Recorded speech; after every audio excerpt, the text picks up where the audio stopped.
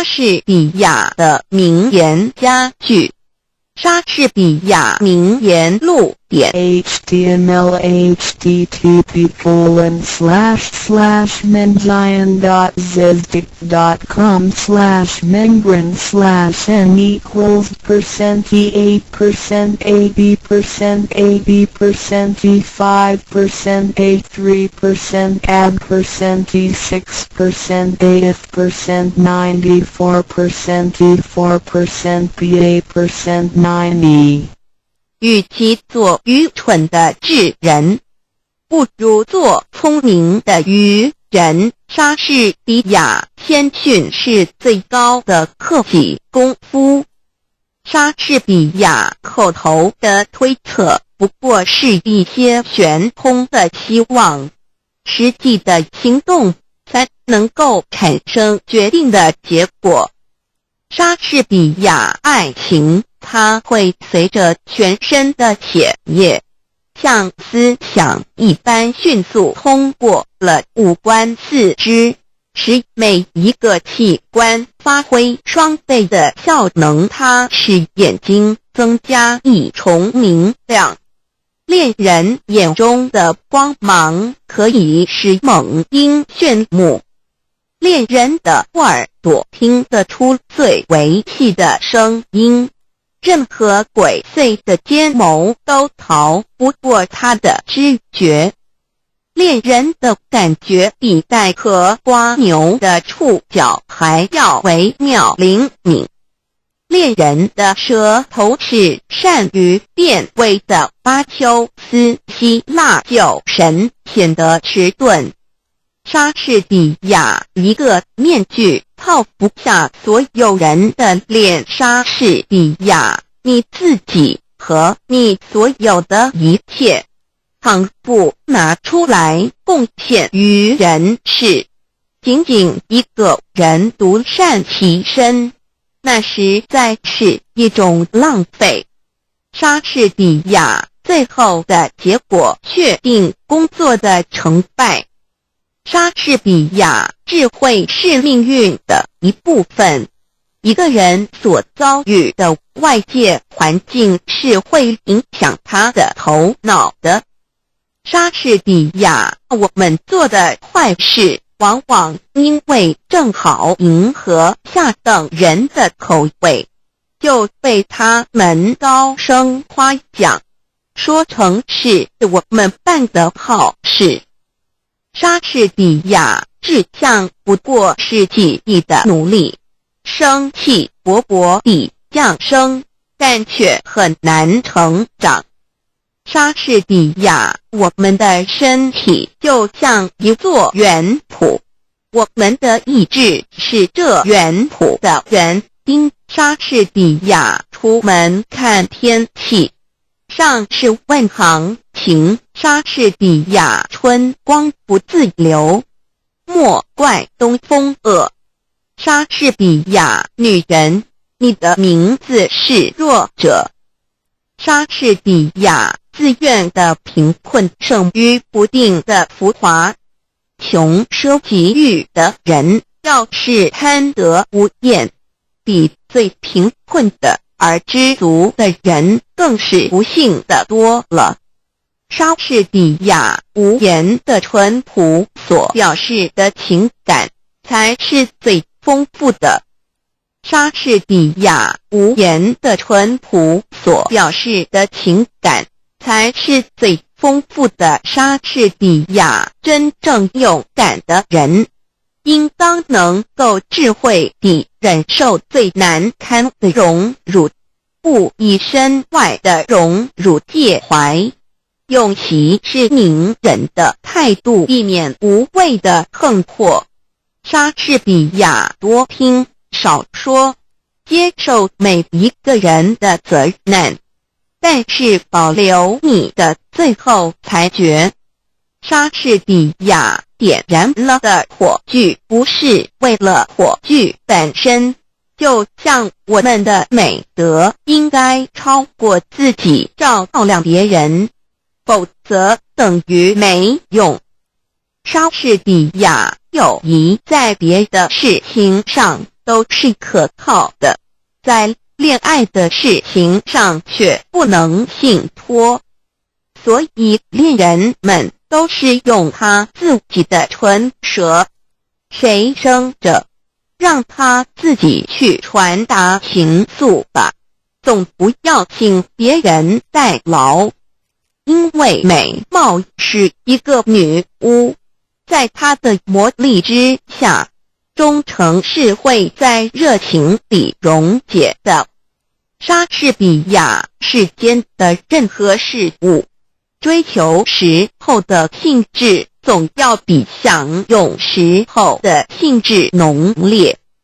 一艘新下水的船只扬帆出港的当儿，多么像一个娇养的少年，给那轻狂的风儿爱抚搂抱。可是等到他回来的时候，船身已遭风日的侵蚀，船帆也变成了百结的破捺。他有多么像一个落魄的浪子，给那轻狂的风儿肆意欺凌。莎士比亚真理是永远蒙蔽不了的。莎士比亚一个本领超群的人，必须在一群劲敌之前，才能够显出他的不同凡俗的身手。莎士比亚品性是一个人的内在，名誉是一个的外貌。莎士比亚世界上有一种人，他们的脸上装出一副心如止水的神气，故意表示他们的冷静，好让人家称赞他们一生智慧深沉，思想渊博。他们的神气之间，好像说，我的说话都是轮音天语，我要是一张开嘴唇来，不许有一头狗乱叫我看透这一种人。他们只是因为不说话，博得了智慧的名声。可是我可以确定说一句，要是他们说起话来，听见的人，谁都会骂他们是傻瓜的。莎士比亚每一个被束缚的奴隶都可以凭着他自己的手挣脱他的锁链。莎士比亚凭着日晷上前丝的阴影，你也能知道时间在偷偷地走向亘古。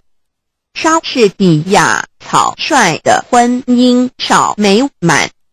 莎士比亚苦难可以试验一个人的品格，非常的遭遇可以显出非常的气节。莎士比亚本来无望的事，大胆尝试往往能成功。莎士比亚思想是生命的奴隶，生命是时间的弄人。莎士比亚庄严的大海产生蛟龙和鲸泥，清浅的小河里只有一些公平足美味的鱼虾。莎士比亚品性是一个人的内在，名誉是一个人的外貌。莎士比亚一个使性子的女人，就像翻腾的浊水，纵使口干舌燥，也不愿啜饮一口。莎士比亚真实爱情的途径并不平坦。莎士比亚无论男人女人，名誉是他们灵魂里面最切身的珍宝。谁偷窃我的钱囊？不过偷窃到一些废物，一些虚无的幻值，他从我的手里转到他的手里，他也会做过千万人的奴隶。可是谁偷了我的名誉去，那么他虽然并不因此而富足，我却因为失去它而成为赤贫了。莎士比亚，不要污蔑你所不知道的真理，否则你将以生命的危险重重补偿你的过去。莎士比亚仅仅一个人独善其身，那实在是一种浪费。上天生下我们，是要把我们当作火炬，不是照亮自己，而是普照世界。因为我们的德行倘不能推及他人，那就等于没有一样。莎士比亚书籍是全人类的营养品，莎士比亚爱情的鲜艳的容色和热烈的心，也会因困苦而起了变化。莎士比亚最恶劣的事态总有一天告一段落，或者逐渐恢复原状。莎士比亚生活里没有书籍，就好像没有阳光；智慧里没有书籍，就好像鸟儿没有翅膀。莎士比亚爱情里面要是掺杂了和他本身无关的算计，那就不是真的爱情。莎士比亚宁愿做一朵篱下的野花，不愿做一朵受恩惠的蔷薇。与其逢迎献美，偷取别人的欢心，无名被众人所鄙弃，莎士比亚任何恶德的外表也都附着若干美德的标志。莎士比亚爱的力量是和平，从不顾理性成规和荣辱，它能使一切恐惧、震惊和痛苦在深受时化作甜蜜。莎士比亚不如意的婚姻好比是座地狱，一辈子激争恶斗，不得安生。相反的，选到一个称心如意的配偶，就能百年协和，幸福无穷。莎士比亚对人要和气，可是不要过分狭隘。莎士比亚如果一年到头如假日，岂不像连日工作那样疲乏？莎士比亚若是一个人的思想不能比飞鸟上升得更高，那就是一种卑微不足道的思想。莎士比亚无论一个人的天赋如何优异，外表或内心如何美好，也必须在他的德性的光辉照耀到他人身上发生了热力，再有感受他的热力的人把那热力反射到自己身上的时候，才能体会到它本身的价值。莎士比亚富贵固然和友谊的好坏无关，但是贫穷却最能考验朋友憎爱分明的真假。莎士比亚不速之客只在告辞以后才最受欢迎。莎士比亚无言的纯洁的天真，往往比说话更能打动人心。莎士比亚与其做愚蠢的聪明人，不如做聪明的愚人。莎士比亚闪光的东西并不都是金子，动听的语言并不都是豪华。莎士比亚华夏在富丽堂皇，也只是坟上楼阁。莎士比亚明智的人绝不坐下来为失败而哀嚎。他们一定乐观地寻找办法来加以一贯，就莎士比亚，道德和才艺是远胜于富贵的资产。堕落的子孙可以把贵贱的门第败坏，把巨富的财产荡毁，可是道德和才艺却可以使一个凡人成为不配的神明。莎士比亚黑夜使眼睛失去它的作用，但却使耳朵的听觉更为灵敏。它虽然妨碍了视觉的活动，却给予了听觉加倍的补偿。莎士比亚自有戏剧以来，他的目的始终是反莎士比亚充实思想，不在于言语的复利。莎士比亚在时间的大钟上只有2个字：现在。莎士比亚简洁是智慧的灵魂，冗长是肤浅的早逝。莎士比亚千万人的失败，都有是失败在做事不彻底，往往做到离成功上差一步就终止不做了。莎士比亚情欲犹如炭火，必须使它冷却，否则那烈火会把心儿烧焦。莎士比亚对自己不信任，还会信任什么真理？莎士比亚心中充满旋律，能渗透到人们的心灵。莎士比亚，我的言语高高飞起，我的思想滞留地下。没有思想的言语永远不会上升天界。莎士比亚美貌和智慧很少结合在一起。莎士比亚让我指点20个人做人的道理，倒还容易。可是要我做这20个人中间的一个，奉行自己的教训，就没那么简单啦。莎士比亚不要想到什么就说什么，凡事必须三思而行。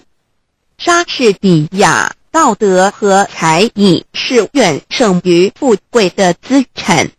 堕落的子孙可以把贵贱的门第败坏，把巨富的财产荡毁，而道德和才艺却可以使一个凡人成为不朽的神明。莎士比亚人若神经紧张，说东道西，就会犹豫不定，反把事情耽误了。耽误的结果是叫人丧志气连，寸步难移。莎士比亚对人要和气，但不要狭密。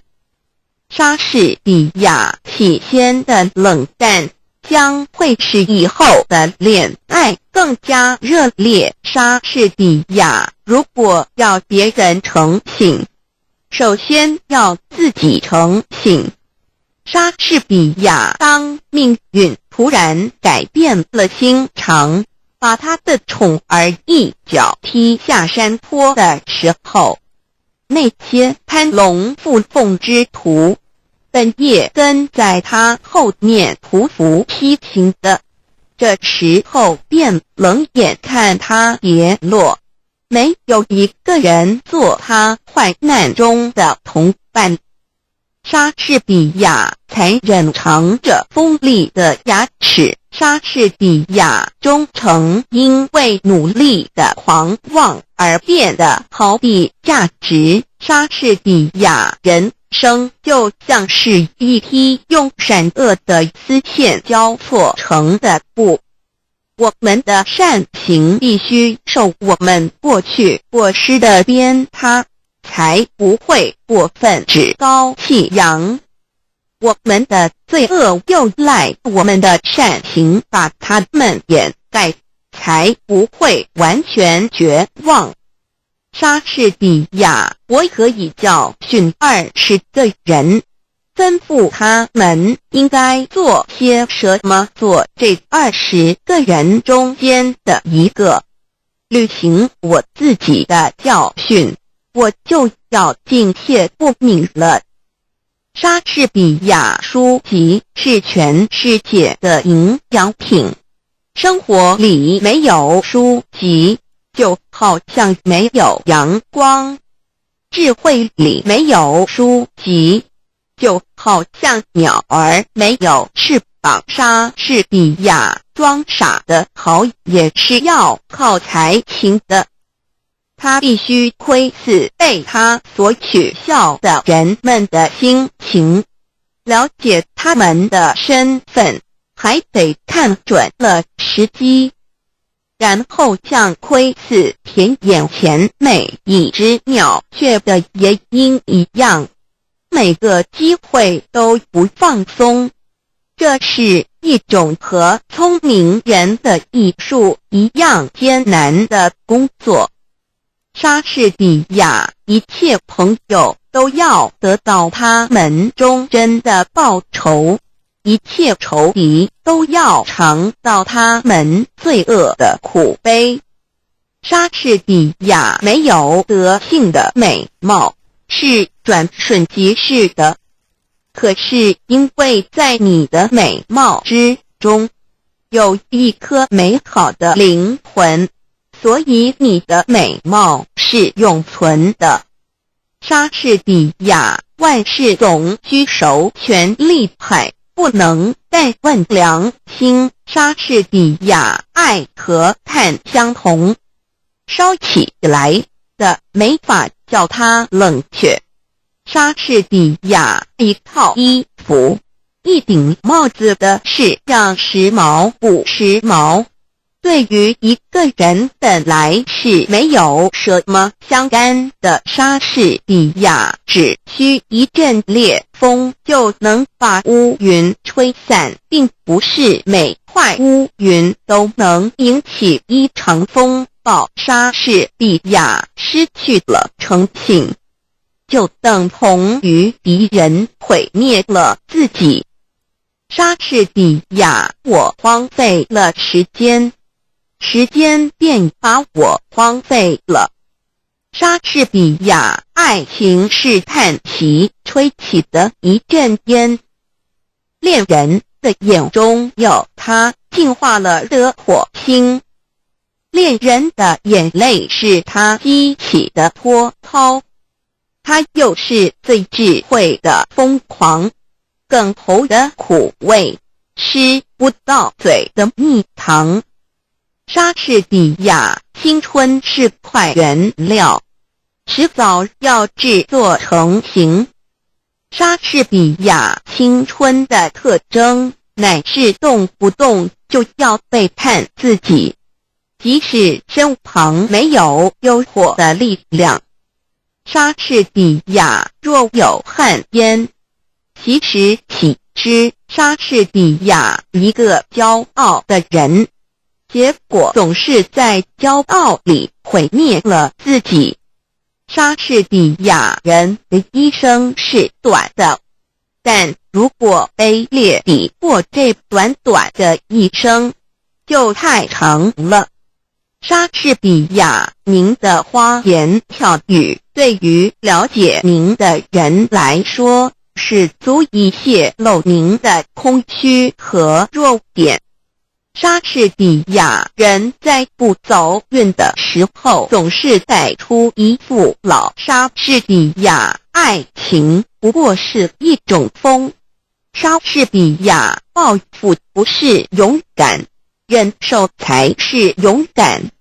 莎士比亚，自古红颜多过命。莎士比亚，人类是一件多么了不起的杰作多么高贵的灵性，多么伟大的力量，多么优美的仪表，多么文雅的举动，在行为上多么像一个天使，在智慧上多么像一个天神，宇宙的精华，万物的灵长。莎士比亚漂亮的阐发给俊俏的脸蛋平添光彩。莎士比亚直到再找不到对手，才收藏起自己的剑锋。莎士比亚人生苦短，若虚度年华，则短暂的人生就太长了。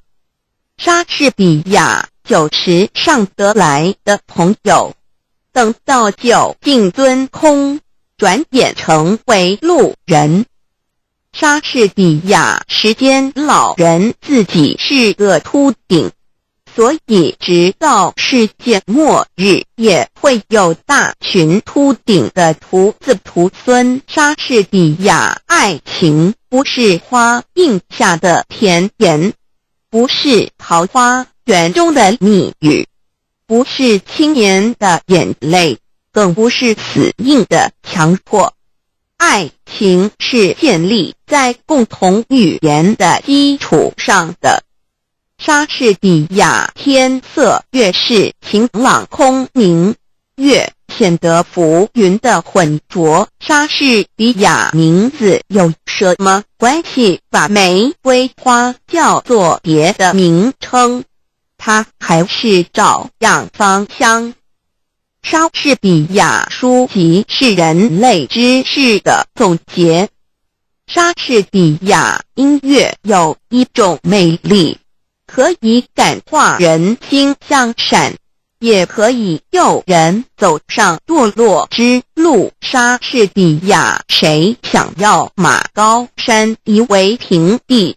当一座山推倒以后，另一座山又已经堆了起来。莎士比亚毒药有时也能治病。莎士比亚从各方面对习俗的质疑，是每一个莎士比亚爱是一种甜蜜的痛苦。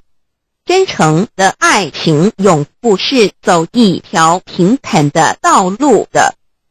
莎士比亚没有力量的意志，就如同假装士兵的莎士比亚生命的短促，只有美德能将它流传到遥远的后世。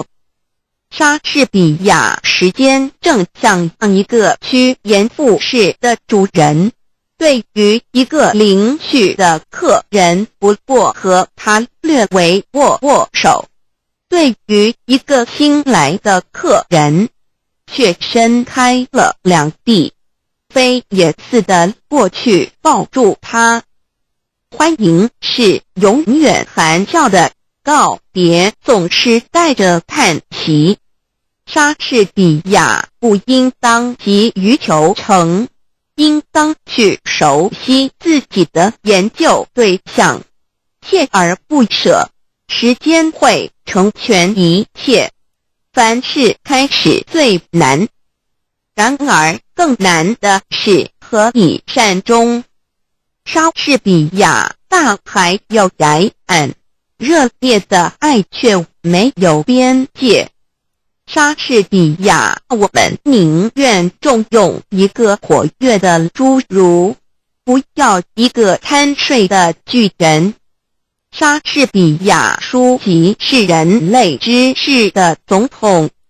莎士比亚爱和炭相同，烧起来的没法叫它冷却。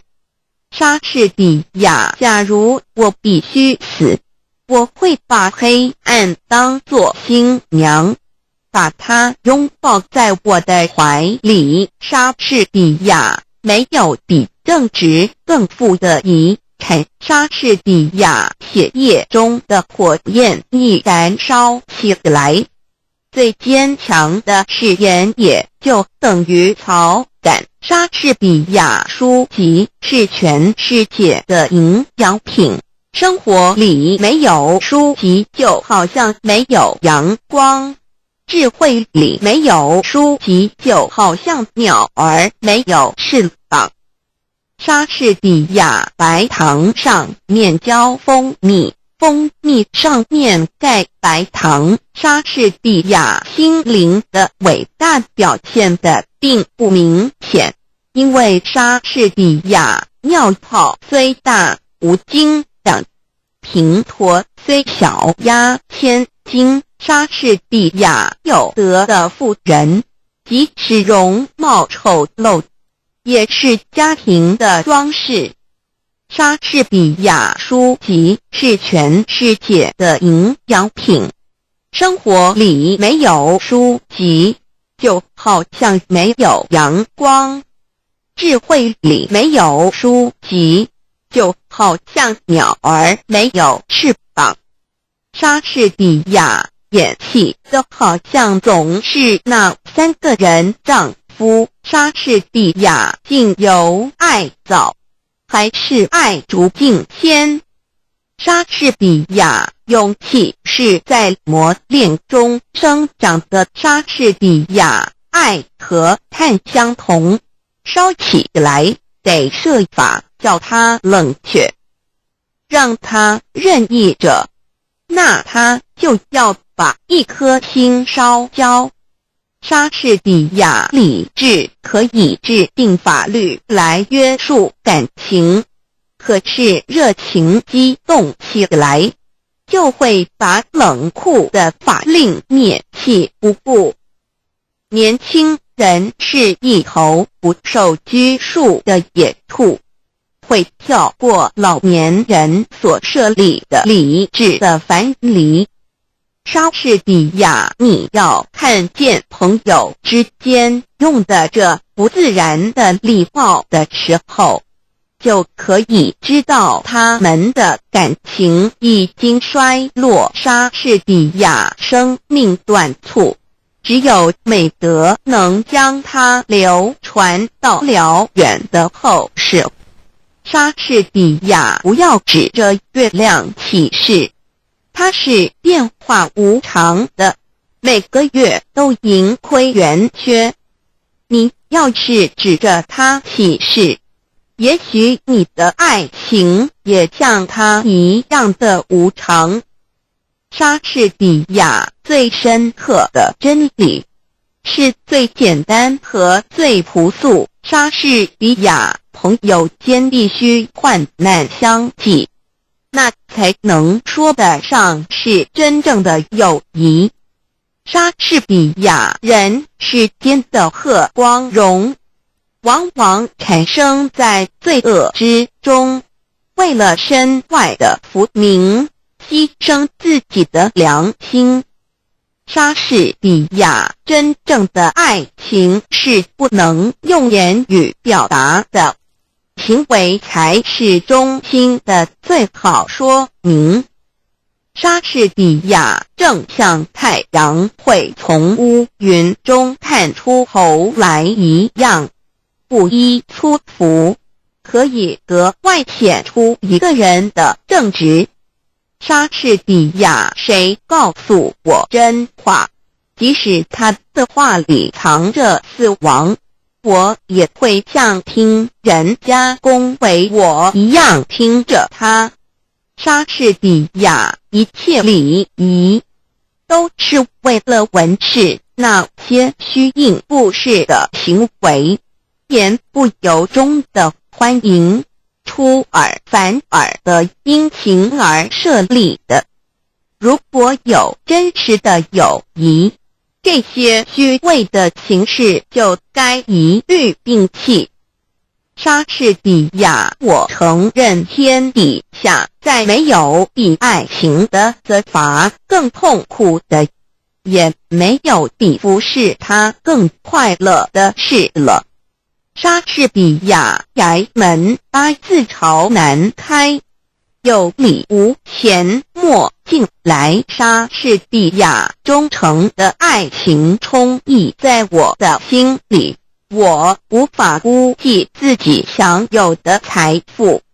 莎士比亚时间会刺破青春的华丽精致，会把平行线刻上美人的额角，会吃掉稀世珍宝，天生丽质，什么都逃不过他横扫的镰刀。莎士比亚英雄诗时把头低，凤凰落架不如鸡。莎士比亚任何一种兴趣都包含着天性中有轻。莎士比亚有力的理由造成有力的行动。莎士比亚不太热烈的爱情才会维持久远。莎士比亚抛弃时间的人，时间抛弃他。莎士比亚在紧张的行动中间，言语不过是一口冷气。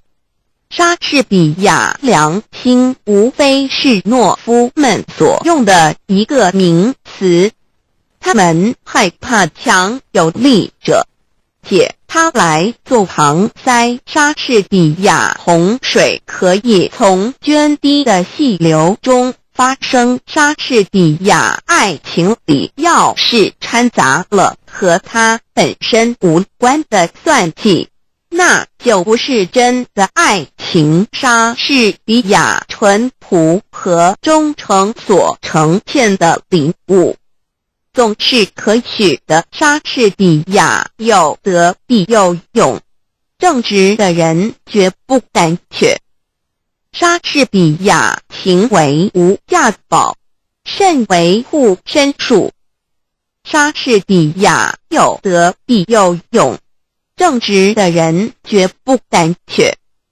莎士比亚为剑往往是非野心的阶梯，凭借着他一步步踏上了高处。当他一旦登上了最高的一级之后，他便不再回顾那梯子，他的眼光才夺目仰望云霄，瞧不起他从前所视为凭借的低下的阶梯。莎士比亚最理想的境地既不可达，人往往不知退而求其次。莎士比亚和狐狸打交道，你必须比他更有心。莎士比亚生平富足的盛世突然养成一批懦夫，困苦永远是坚强之母。莎士比亚强有力的理由产生强有力的行动。莎士比亚熄灭吧，熄灭吧，瞬间的灯火。人生只不过是行走着的影子。莎士比亚要是在我们的生命之中，理智和情欲不能保持平衡，我们血肉的邪心就会引导我们到一个荒唐的结局。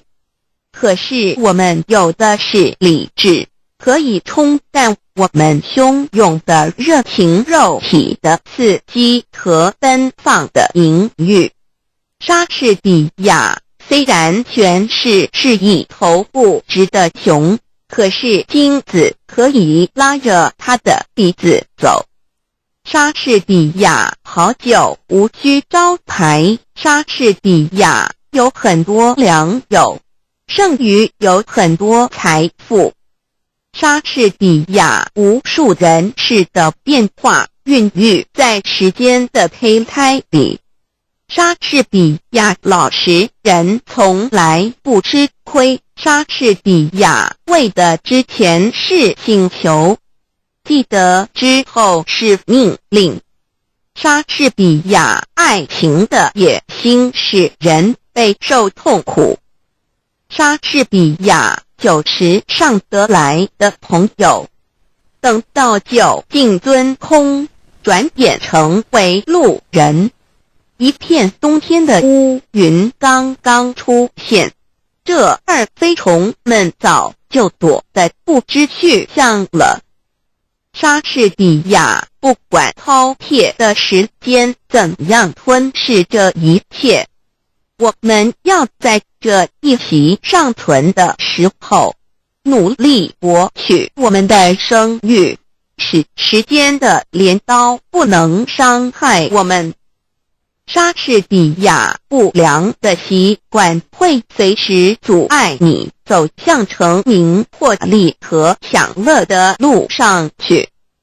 莎士比亚傻瓜的迟钝是才子的磨刀石。莎士比亚我们一个指头痛疼的时候，全身都会觉得难受。莎士比亚善恶的区别在于行为的本身，不在于地位的有无。莎士比亚金钱是个好兵士，有了它就可以使人勇气百倍。莎士比亚愚人的蠢事算不得稀奇，聪明人的蠢事才叫人笑痛肚皮，因为他用全副的本领证明了自己的愚笨。莎士比亚诡计需要伪装，真理喜欢阳光。莎士比亚爱比杀人重罪更难隐藏，爱情的黑夜有中午的阳光。莎士比亚爱你自己要爱在最后，真爱那些恨你的人。诚实比起腐败会给你赢得略多的好处。在你的右手里永远举着温顺的和平之，免得嫉妒之徒说闲话。做人要公正，不要怕。你所要达到的一切目的，应该是你的国家、上帝和真理所要达到的目的。莎士比亚谣言会把人们所恐惧的敌方军力增加1倍，正向回声会把一句话化成2句话一样。莎士比亚轻浮和虚荣是一个不知足的贪食者，他在吞噬一切之后，结果必然牺牲在自己的贪欲之下。莎士比亚老实人就是傻瓜，虽然一片好心。莎士比亚谣言是一只凭着推测、猜疑和臆度吹响的笛子。莎士比亚简洁是智慧的灵魂，冗长是肤浅的早是莎士比亚为失策找理由，反而是该失策更明显。莎士比亚习气那个怪物，虽然是魔鬼，会昏掉一切的羞耻心，也会做天使，把日积月累的美德善行熏陶成自然而令人安之若素的家常便饭。莎士比亚没有比正直更富的遗产。莎士比亚统一的太阳照着他的宫殿，也不曾比了我们的草屋。日光是一视同仁的。莎士比亚诚实比起腐败会给你赢得更多的好处。莎士比亚爱情不过是一种风。莎士比亚一个骄傲的人，结果总是在骄傲中毁灭了自己。莎士比亚爱是一种甜蜜的痛苦。莎士比亚任何大人物的张氏，无论是国王的冠冕摄政的宝剑大将的琼标，或是法官的礼服，都比不上仁慈那样更能衬托出他们的庄严高贵。莎士比亚什么地位，什么面子，多少愚人为了你这虚伪的外表而领。然而，身为莎士比亚，老实说，必就有许多大人物，尽管口头上拼命讨好平民，心里却一点也不喜欢他们。莎士比亚一个人，无论有着什么奇才异能，倘然不把那种才能传达别人的身上，他就等于一无所有。也只有在把才能发展出去以后所博得的赞美声中，才可以认识它本身的价值。莎士比亚爱的力量是和平，从不理性成规和荣辱，它能使一切恐惧、震惊和痛苦在伸手时化作甜蜜。莎士比亚没有什么事是好的或坏的，但思想却是其中有所不同。莎士比亚人生就像一段重复叙述的故事一般，可见莎士比亚有些人对你恭维不已口，可全都不是患难朋友。莎士比亚被认为是诚实的人都会感到心里有莎士比亚。你的舌头就像一匹快马，它奔得太快，会把力气都奔完了。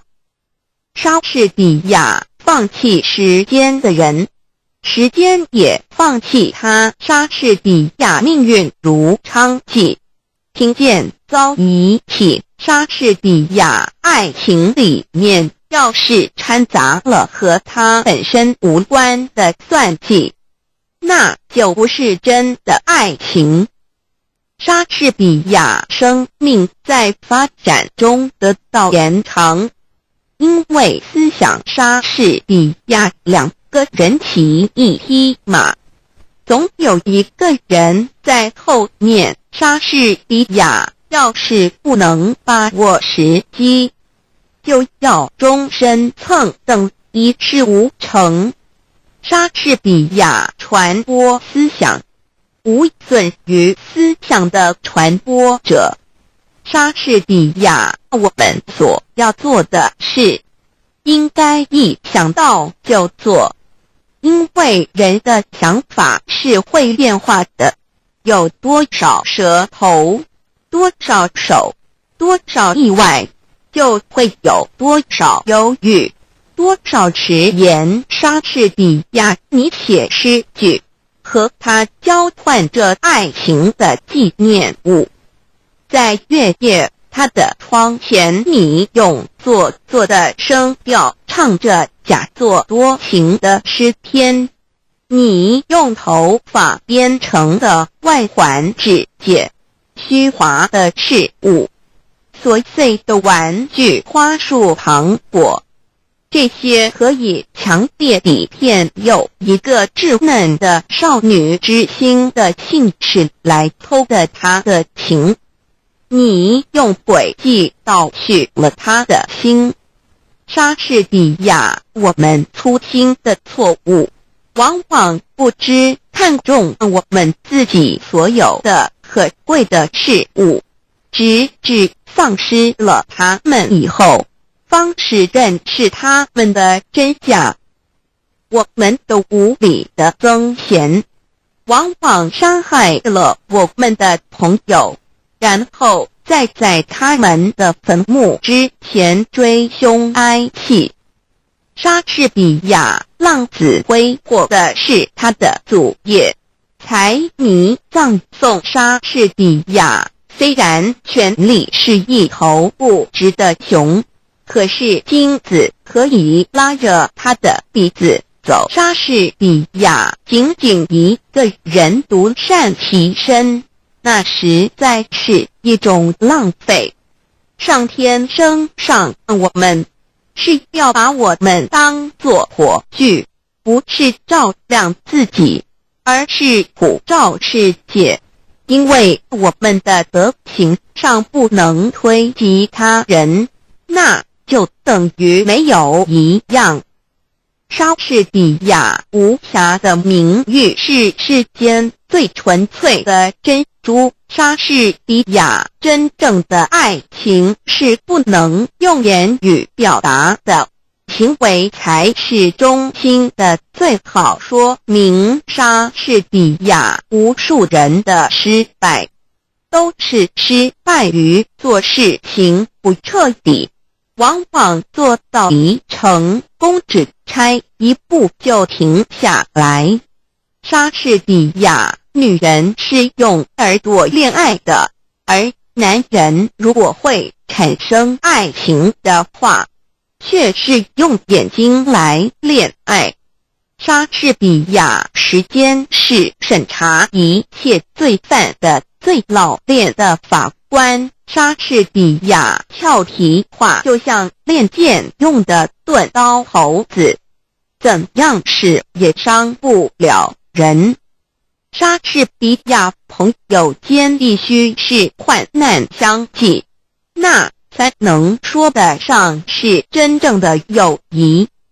莎士比亚志愿不过是记忆的努力，总是有始无终，虎头蛇尾，像未熟切果子密布树梢，一朝红烂就会离去枝条。莎士比亚一个人看不见自己的鼻子，教堂屋顶上的风景标变幻莫测。莎士比亚适当的悲衰可以表示感情的深切，过度的伤心却可以证明智慧的欠缺。莎士比亚恶人的友谊一下子就会变成恐惧，恐惧会引起彼此憎恨，憎恨的结果总有一方或双方得到就有应得的死亡或祸根。莎士比亚谦虚是最高的克己功夫。莎士比亚欺人的期望是一个佞人。一个时刻，当死神将要温柔地替人解除生命的羁绊的时候，虚伪的希望却拉住他的手，使人在困苦之中苟延残喘。莎士比亚尤其是小孩子的工作。莎士比亚社会建筑在实力上头，所以实力便莎士比亚有些人对你恭维不已口，可全都不是患难朋友。莎士比亚一个人思虑太多，就会失去做人的乐趣。莎士比亚爱比杀人重罪更难隐藏。爱情的黑夜有中午的阳光，莎士比亚地又远，春乃有季，有容得乃大。莎士比亚一个人无论有着什么奇才异能，当然不把那种才能传达到别人的身上，他就等于一无所有。莎士比亚皇上就跟我一样，也是一个人罢了。一朵紫罗兰花，而他闻起来跟我闻起来还不是一样。他头上和我头上和顶着一方天，他也不过用眼睛来看，耳朵来听啊。把一切容钱丢开，还他一个赤裸裸的本乡，那么他只是一个人罢了。虽说他的心思寄托在比我们高出一层的事物上，可是好比一只在云霄里飞翔的老鹰，它有时也不免降落下来，栖息在枝头或地面上。莎士比亚，如果我们生命的天平上，一边没有理智的平衡，另一边情欲的平盘，那么我们身上下流的欲念就会把我们引导到荒唐透顶的结局。莎士比亚不太热烈的爱情才会维持久远。莎士比亚时间会刺破青春表面的彩饰，会在美人的额上掘深沟浅槽，会失掉稀世之珍，天生丽质，什么都逃不过他那横扫的镰刀。莎士比亚衣服新的好，朋友旧的好。莎士比亚一个人思虑太多，就会失去做人的乐趣。莎士比亚人们在被命运眷宠的时候，勇倔强弱至于贤不孝，都看不出什么分别来。可是一旦为幸运所抛弃，开始设立惊涛骇浪的时候，就好像有一把有力的大扇子，把它们扇开了，柔弱无用的都被扇去，有毅力有操守的却会着力不动。莎士比亚点燃了的火炬不是为了火炬本身，就像我们的美德应该超过自己照亮别人。莎士比亚良心这玩意儿使人变胆怯，想做小偷，害怕谴责，想谩骂重伤，又怕斥责。良心是在人内心造反的最怕寂寞的家伙。莎士比亚恋爱是盲目的，恋人们瞧不见他们自己所干的傻事。莎士比亚正直的人必须和正直的人为伍，因为谁是那样刚强，能够不受诱惑呢？莎士比亚先言蹉跎，来日无多，20隶书，醒来问我，衰草枯杨，青春一过。莎士比亚思想自由的精灵。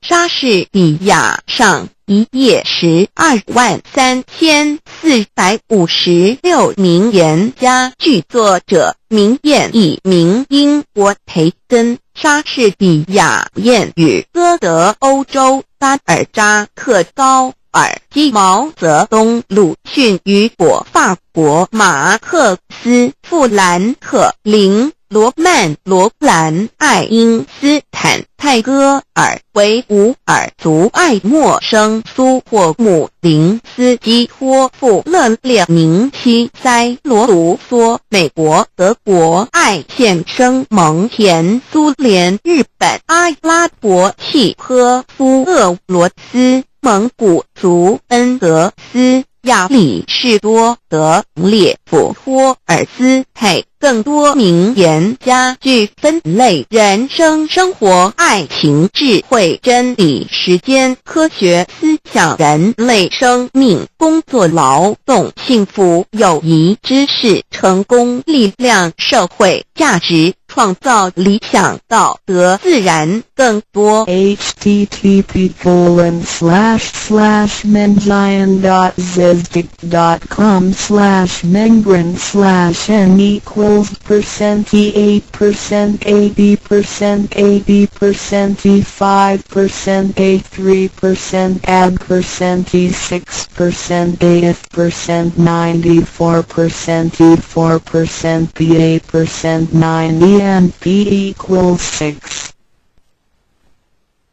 66条经典禅语。侠客文章1点，人之所以痛苦，在于追求错误的东西。2点，如果你不给自己烦恼，别人也永远不可能给你烦恼，因为你自己的内心，你放不下。3点，你永远要感谢给你逆境的众生。4点，你永远要宽恕众生，不论他有多坏，甚至他伤害过你，你一定要放下，才能得到真正的快乐。5点，当你快乐时，你要想，这快乐不是永恒的。当你痛苦时，你要想，这痛苦也不是永恒。6点，今日的执着会造成明日的后悔。7点，你可以拥有爱，但不要执着，因为分离是必然的。8点，不要浪费你的生命在你一定会后悔的地方上。9点，你石磨时候放下，石磨时候就没有烦恼。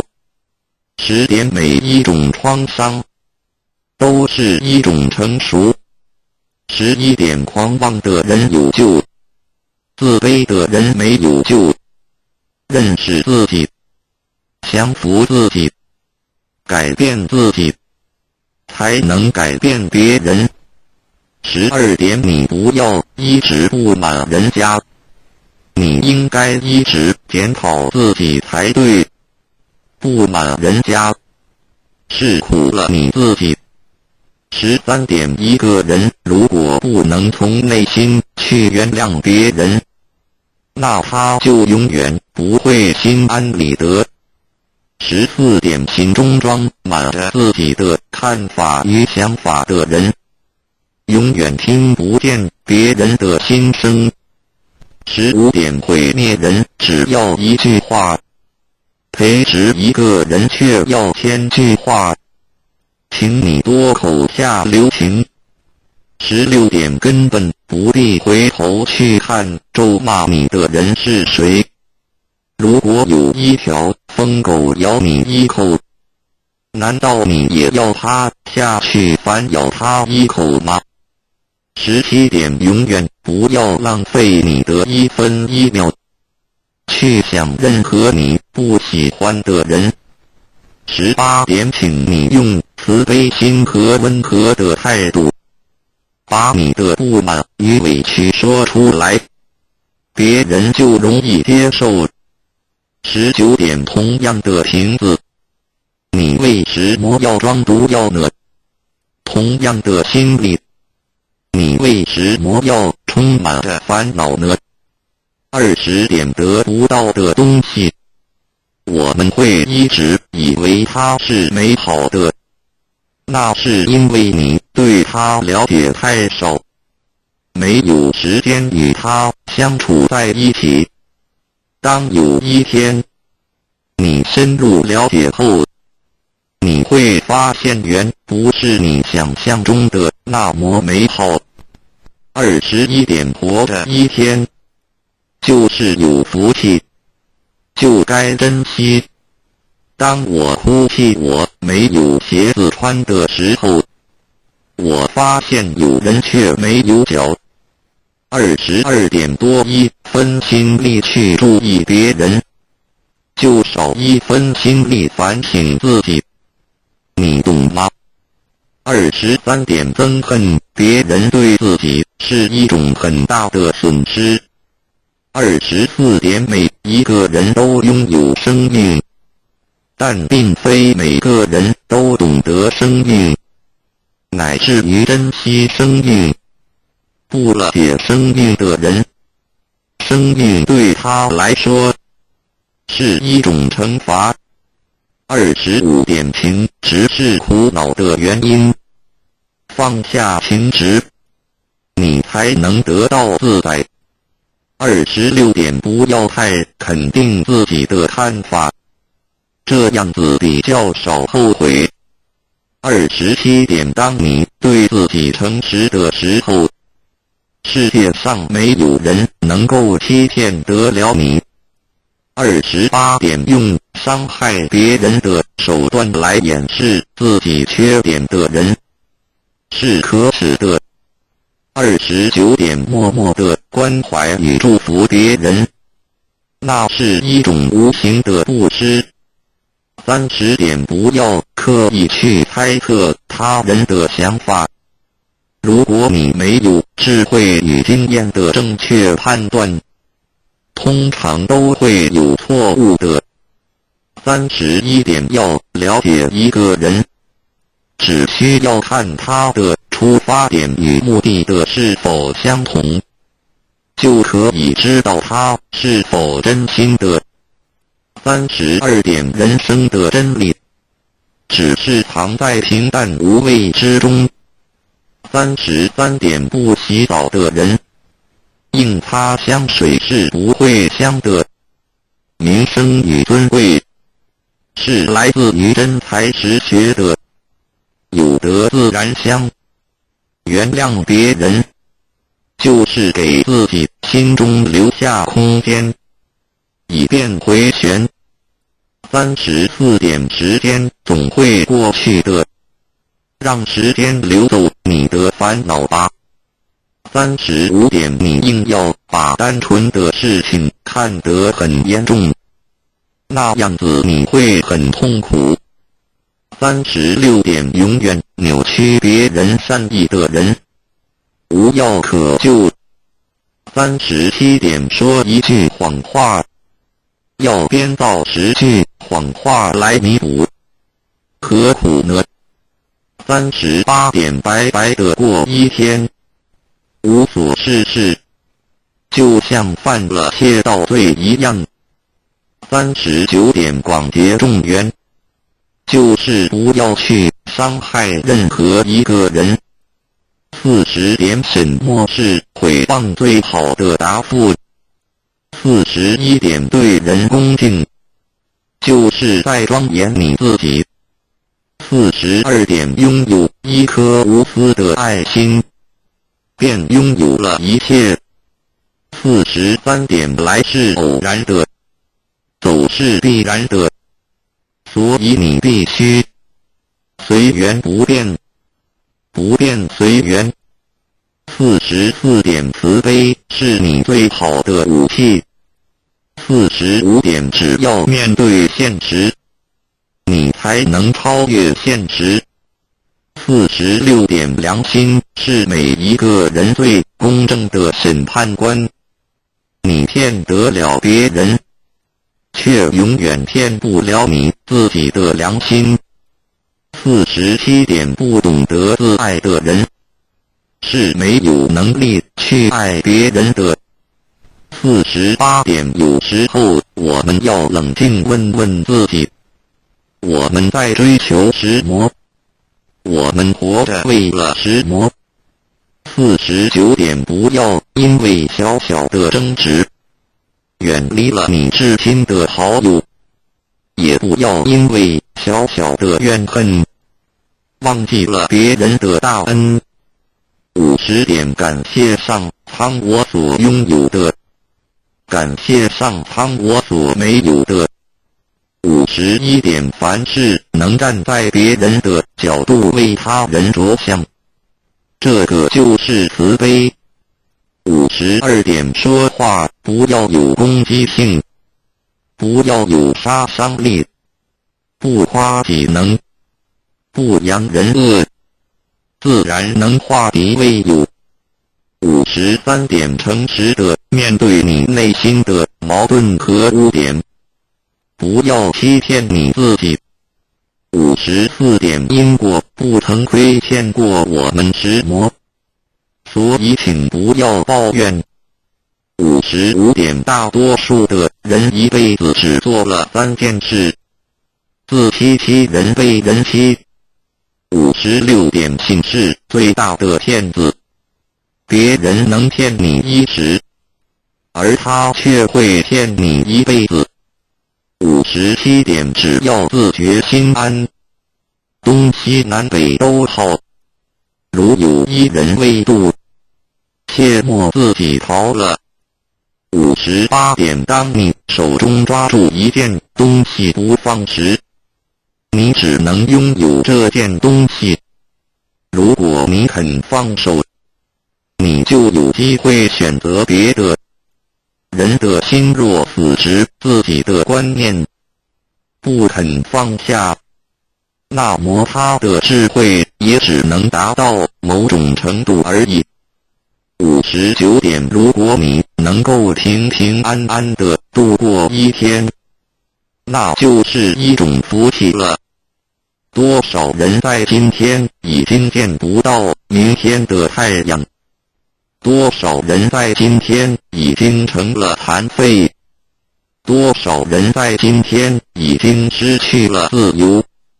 多少人在今天已经家破人亡？60点，你有你的生命观，我有我的生命观，我不干涉你，只要我能，我就感化你，如果不能，那我就认命。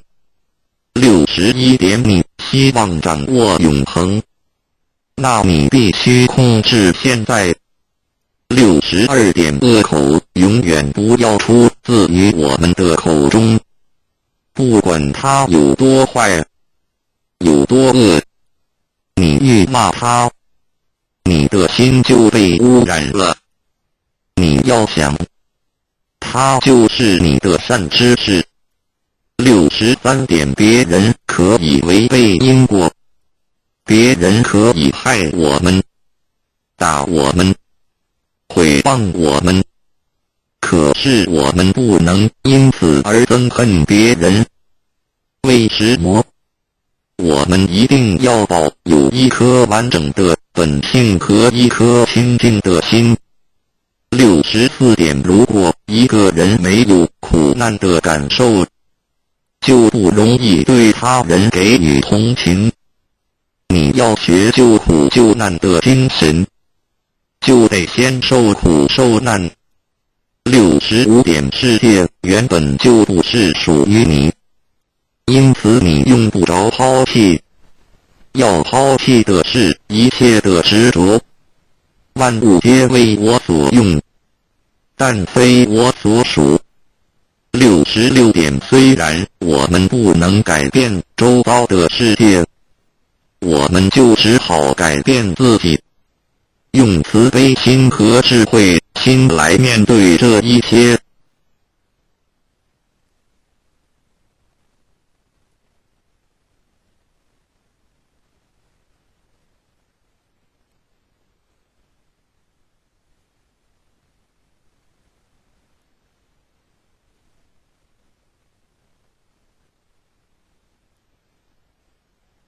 茅山道士求道即在天道的传道历程中，宗教信徒一直是最难度的一部分。香港有一位湛信道亲，对道十分虔诚，一家大小都是道亲，唯独无法度他的哥哥求道。因为他的哥哥是茅山道的传奇人，他的哥哥学道术已经到了可以知道过去及未来发生的事，且用符水起眼后可以看到灵界鬼神，可以直接与鬼神交谈，因此任他弟弟说破3寸不烂之舌，也说不动他来求道。因为道是无形无相，没有有相的法术可以折服他。有一天，占长天因为要超拔父亲，于是告诉他哥哥占长跟你不信道没有关系，但是今天要超拔爸爸，所以无论如何你一定要来。千辛万苦地把他哥哥拉到佛堂，原本希望他顺便求道，但他哥哥死也不肯，没求到不能进佛堂，只好让他坐在佛堂外的院子里。庄严肃穆的超拔仪式开始了。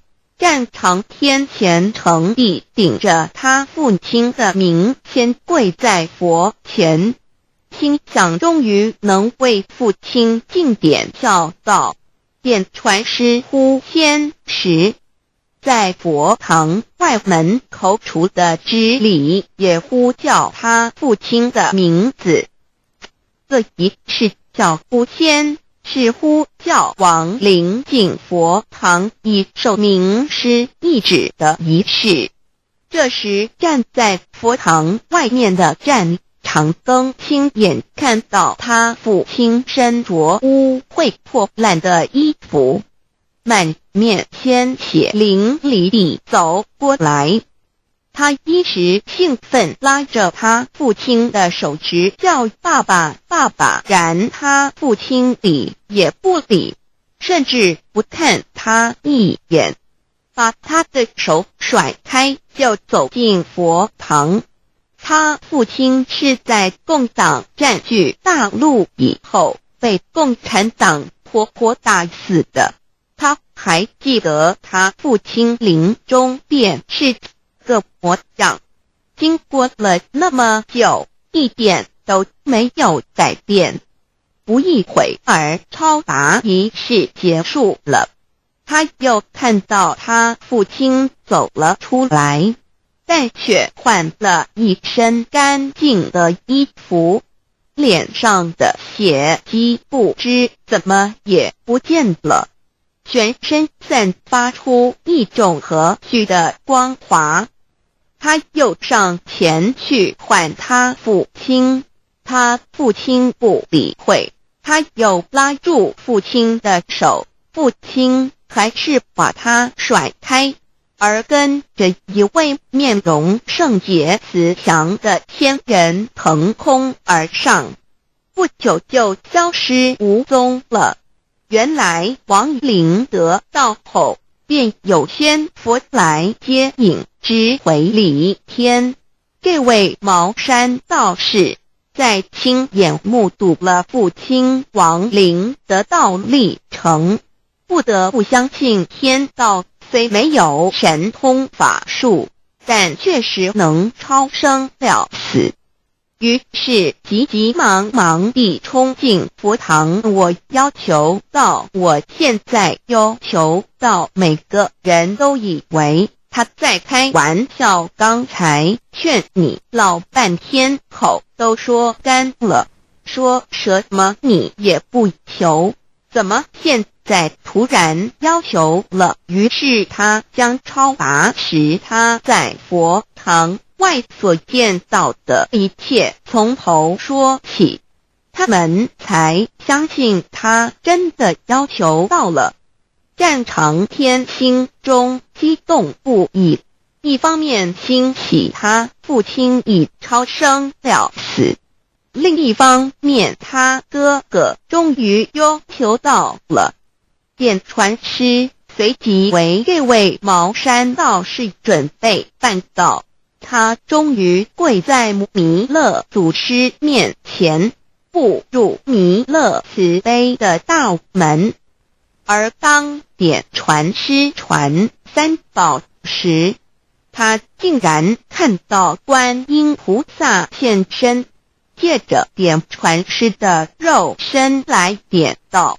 他惊奇的目瞪口呆，突然说：“等一下！”他们以为他又反悔不求了，没想到他说这么好的道，我要把全家都带来一起求。于是他立刻赶回家，把全家大小都带到佛堂来一起求了这珍贵的大道。求道以后，他深刻体认到道术虽然可以看到别人看不到的，可以做别人做不到的，但却不能超生了死，学了一身道术而脱不了轮回，学得再多再精都没有用，所以不久把他的徒子戏孙们都带到佛堂一起求道，从此弥勒门下又多了一批生力军。资料来源www.facebook.com/permalink.php and it equals 100,562,308,700。庄子新增了5张星象片。5月15日12点07分，认识老母娘天上帝是否存在天？古人认为天是有情感能思想的存在者。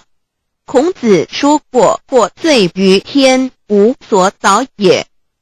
所作所为得罪了上天，有违天理，那么祈祷再多也是没有用的。予所否者，天厌之，天厌之，做了违背良心的事情，上天就会唾弃我为乎？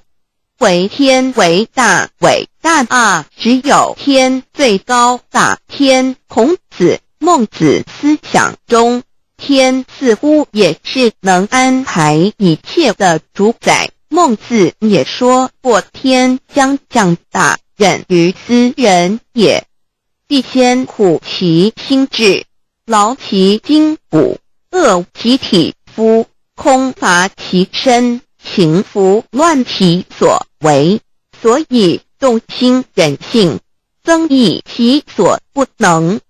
道大道无形，生育天地；大道无形，运行日月；大道无名，掌万物，无不知其名，想名曰道。清净经有一位真神，自从造天地以来，神的永能与神性是明明可知的，自己是眼不能见，但借着所造之物就可以晓得，叫人无可推诿。罗马书第1章第20节，我们要如何向人证明真正有一位上帝的存在？虽然上帝的存在不需要也不可能用人的方法来证明，但是很多人都不由自主地相信宇宙当中必然有一位冥冥中的主宰。在我们生活经验中，当我们尽了所有的努力，常常会带着期望说谋事在人，成事在天，生死有命，富贵在天。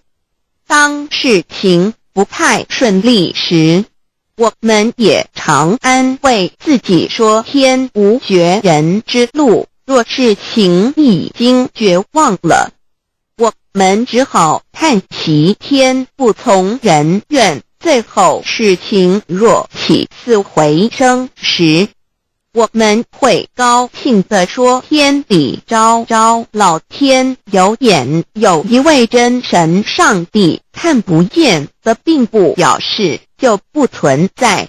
如空中有许多电波承载着美妙的音乐影像，虽然看不见电波，只要能借着适合的方法收音机电视，我们不但能知道电波的存在，而且能与这些电波有正确的接触。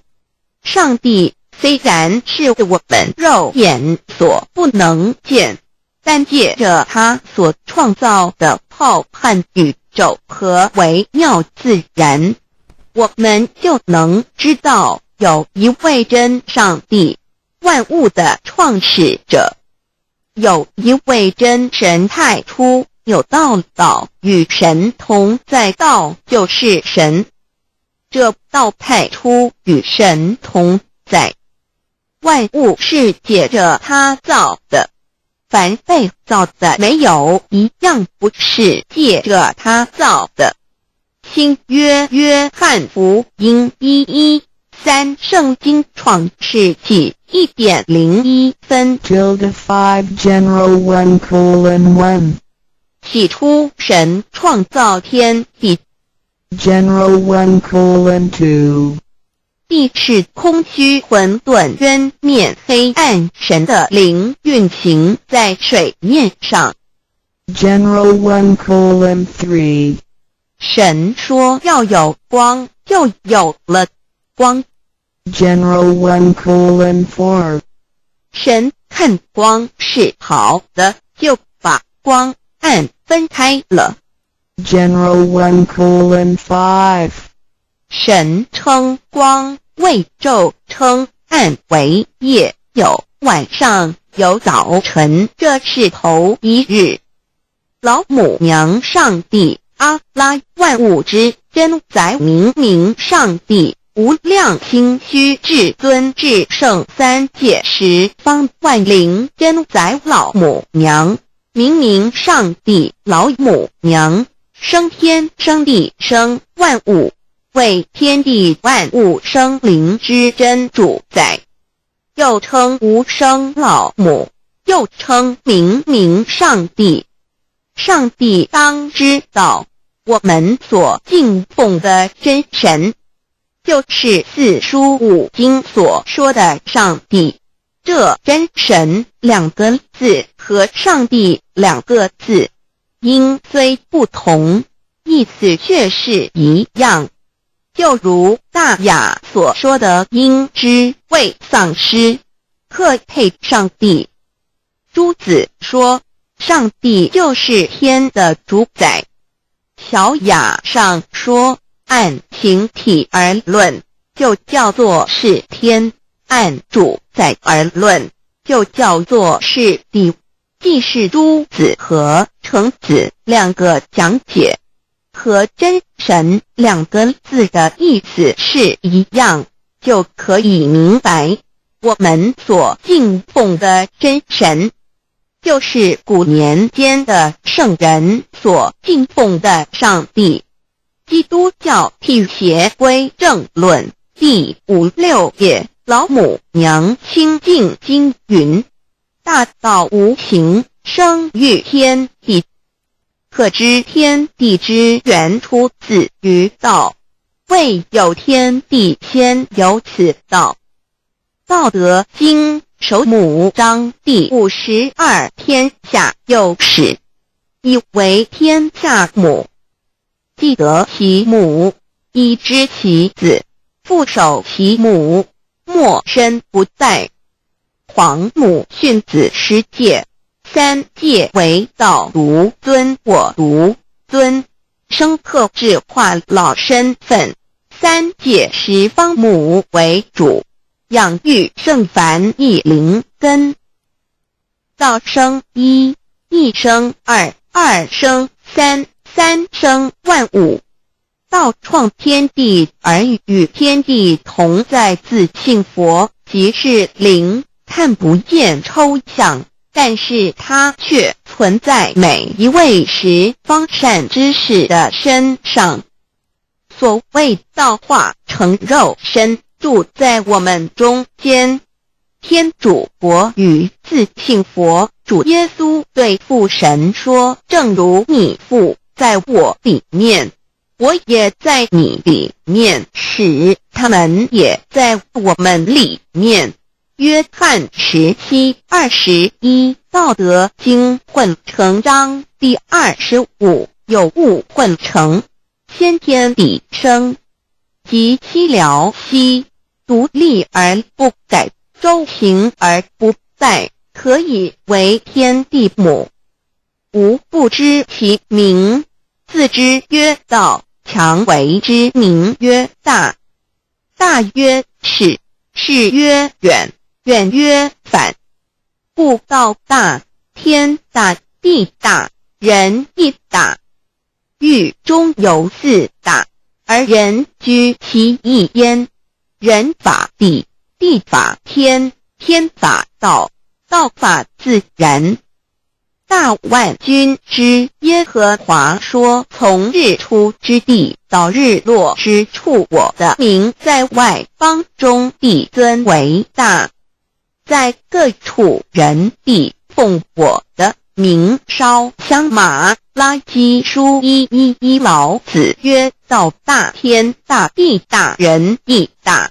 道德经混成章第25。皇母老母娘即是无极老母，无极老祖，无生老母。皇母天父，天上的父也，和华万军之耶和华神，上帝真神，阿拉真神主，真主，造物主，为皇上帝，明上帝，造真理。老母娘慈训，明灵义变光，上帝赐而真宝藏，无量慈怀传一旨，清虚大化，救援皇至尊，无上威灵力，至圣心法，复贤良三界法，与慈云布十方，共沐朝母娘，万灵归真乐欢喜，真载无为居天堂，老母娘上帝，阿拉万物之真载，明上帝，无量清虚至尊至圣三界十方，万灵真载，一点明上帝圣号之意，以明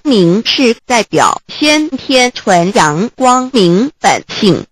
所以明不为是超越现象界的明，且是内在的明。超越现象界的明为天命，内在的明为人人具足的本性良知。上帝即宇宙的最高主宰，他是诸天神圣三世诸神之本，也是宇宙唯一至尊的神。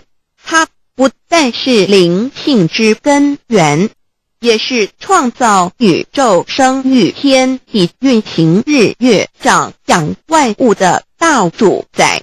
在人而言，亦如无人本具之本性良知，如帝尧之大仁，虞舜之大巧，夏禹之大功，文王之大德，周公之大才，老子之感应，孔子之忠恕，释迦之能静，耶稣之博爱，穆圣之清真，观音之大慈，世子之喜舍，文殊之大智，普贤之大行，弥陀之平直，关圣之刚正，纯阳之虚明，五目之精中，等十方众圣，三世诸佛，一切奥义妙理，无量智慧功德，神通妙用，全是由上帝的性体中流露出来的。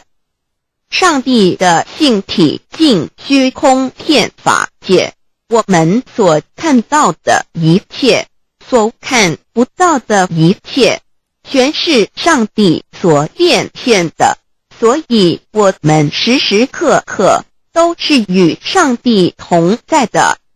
上帝的灵光大而无极，范围天地，小而无内，气入无间。凡是日月星辰，江海井泉，白云彩虹，雨露霜雪，一花一木，一草一蛋，宇宙森罗万象，全在上帝的性海中。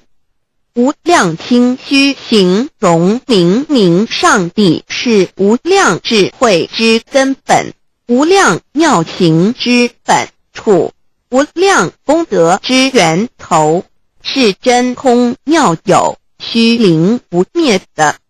至尊至圣是尊崇其位为至尊至贵，至高无上的。敬奉其德是圆融完美无缺的。三界十方，三界是指欲界、色界、无色界。十方指东西南北东南西北东北西南上下，表上帝的性体尽虚空遍法界无所不在。 X 三界28天图万灵真，在说明上帝的圣灵大而无极范围，天地小而无内，气入无间，为万有之本源，万化的真主宰。所以明明上帝为一切生灵的大总持，在传统道场亦有尊称为无生老母或以母字为代表，其意义如同明明上帝，具有形上义与形象义，为万物苍生生命的大本源头。三界十方万灵真，在至尊至圣无量清虚言其本体，尊崇其位，敬奉其德，载主其尊，用在万灵，便不恒用在不言为范，积极形容其大，说明其相明明上帝母字与母同音同义，字形与母字相近。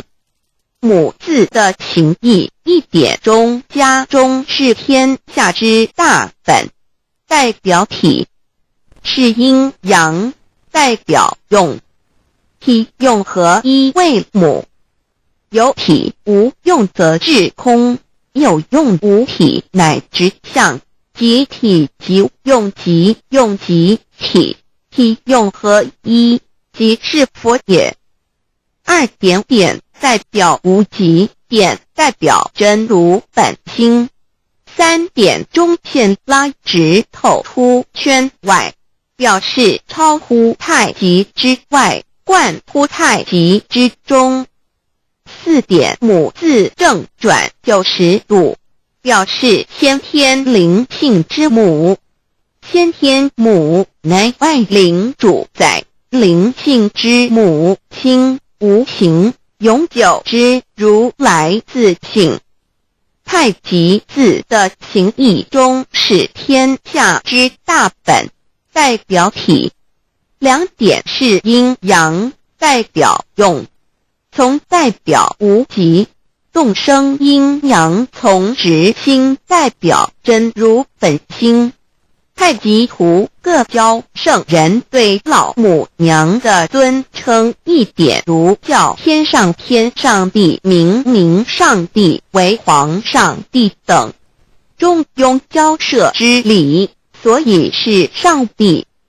天命之谓请，诗经小雅，明明上帝昭灵下土，大雅上帝灵汝无二耳心。书经汤告为皇上帝，降中于下民，若有恒性。二点佛教大日如来毗卢遮那无生等法华文具会本法身如来名毗卢，此翻译骗一切处。贪经一问挺，若悟无生顿法，见西方只在刹那。大日经书亦云，但因毗卢遮那者，是日之别名，即除安片名之意也。同16曰所谓毗卢那者，日也。如世间之日，能除一切暗明，而生长一切万物，成一切众生是也。今法身如来亦复如是，故以为喻也。三点道教无道无极天尊等。道德经有物混成，先天地生，即七辽息，独立而不改，周行而不殆，可以为天下母。吾不知其名，自之曰道。天下万物生于有，有生于无。四点也叫真神耶和华天主天父上帝等。圣经创世纪，上帝照自己的形象创造了人。五点回教阿拉真主。乌克兰经卷一奉大人大慈真主之名，六点先天大道无生老母，明明上帝无量清虚至尊至圣三界十方万灵真载。真主古兰经，如果你问他们谁创造了天地，制服了日月，他们必定说真主296亿。如果你问他们谁从云中降下雨水而借雨水使已死的大地复活呢，他们必定说真主2963。真主古兰经，他是真主，是独一的主。112真主是万物所仰赖的。1122他不生，也不被生。1123没有任何物可以与他匹敌。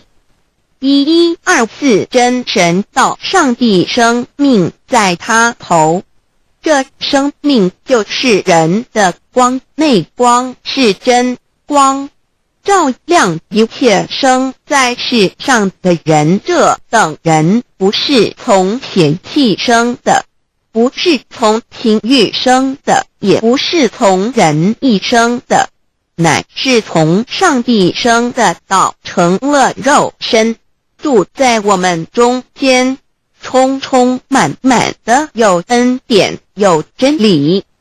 约翰福音1491314耶和华 Yav 耶和华 Yav/Yahweh/ 的称呼，在原文之意义，乃是自有拥有的他，亦即不生不灭诸天之国与神之国，神为诸天之国之上的主宰，母居里天，在诸天之上，为万灵真载。诸天之国与神之国，宇宙能量，整个宇宙充斥着舞动的能量。除了此舞动的能量，我们的宇宙一无所有。在某个时间点，这些能量分成许多有知觉的能量与无知觉的能量，从而有一分为二，就对立。斯瓦米维达帕若提 Swami Vedabharati 者着火瑜伽约翰一书第4章第13节，神将他的灵赐给我们，从此就知道我们是住在他里面，他也住在我们里面。约翰一书3:24遵守神命令的，就住在神里面，神也住在他里面。我们所以知道神住在我们里面，是因他所赐给我们的圣灵。神的灵住在我们里面何处？约翰一书与约翰福音在文体上颇相似，因此可能是来自于同一个作者。福音书作者约翰，神上帝老母娘的灵住在我们里面。圣经创世纪提到上帝创造天地万物的情形。创造人时，耶和华神用地上的尘土造人，将生气吹在他鼻孔里，他就成了有灵的活人。创世纪275教看到佛家所言正法掩藏灵山柳之净瓶主人翁真主人真如等等。儒家所言大学之道三人之行天命等等。道家所言古神荼毒玄牝众妙之门等等。回教所言阿米木两木米木回回之地等等。基督教言十字架用火施洗窄门等等。对于以上所谈之名词，没有求道的人是无法体悟的。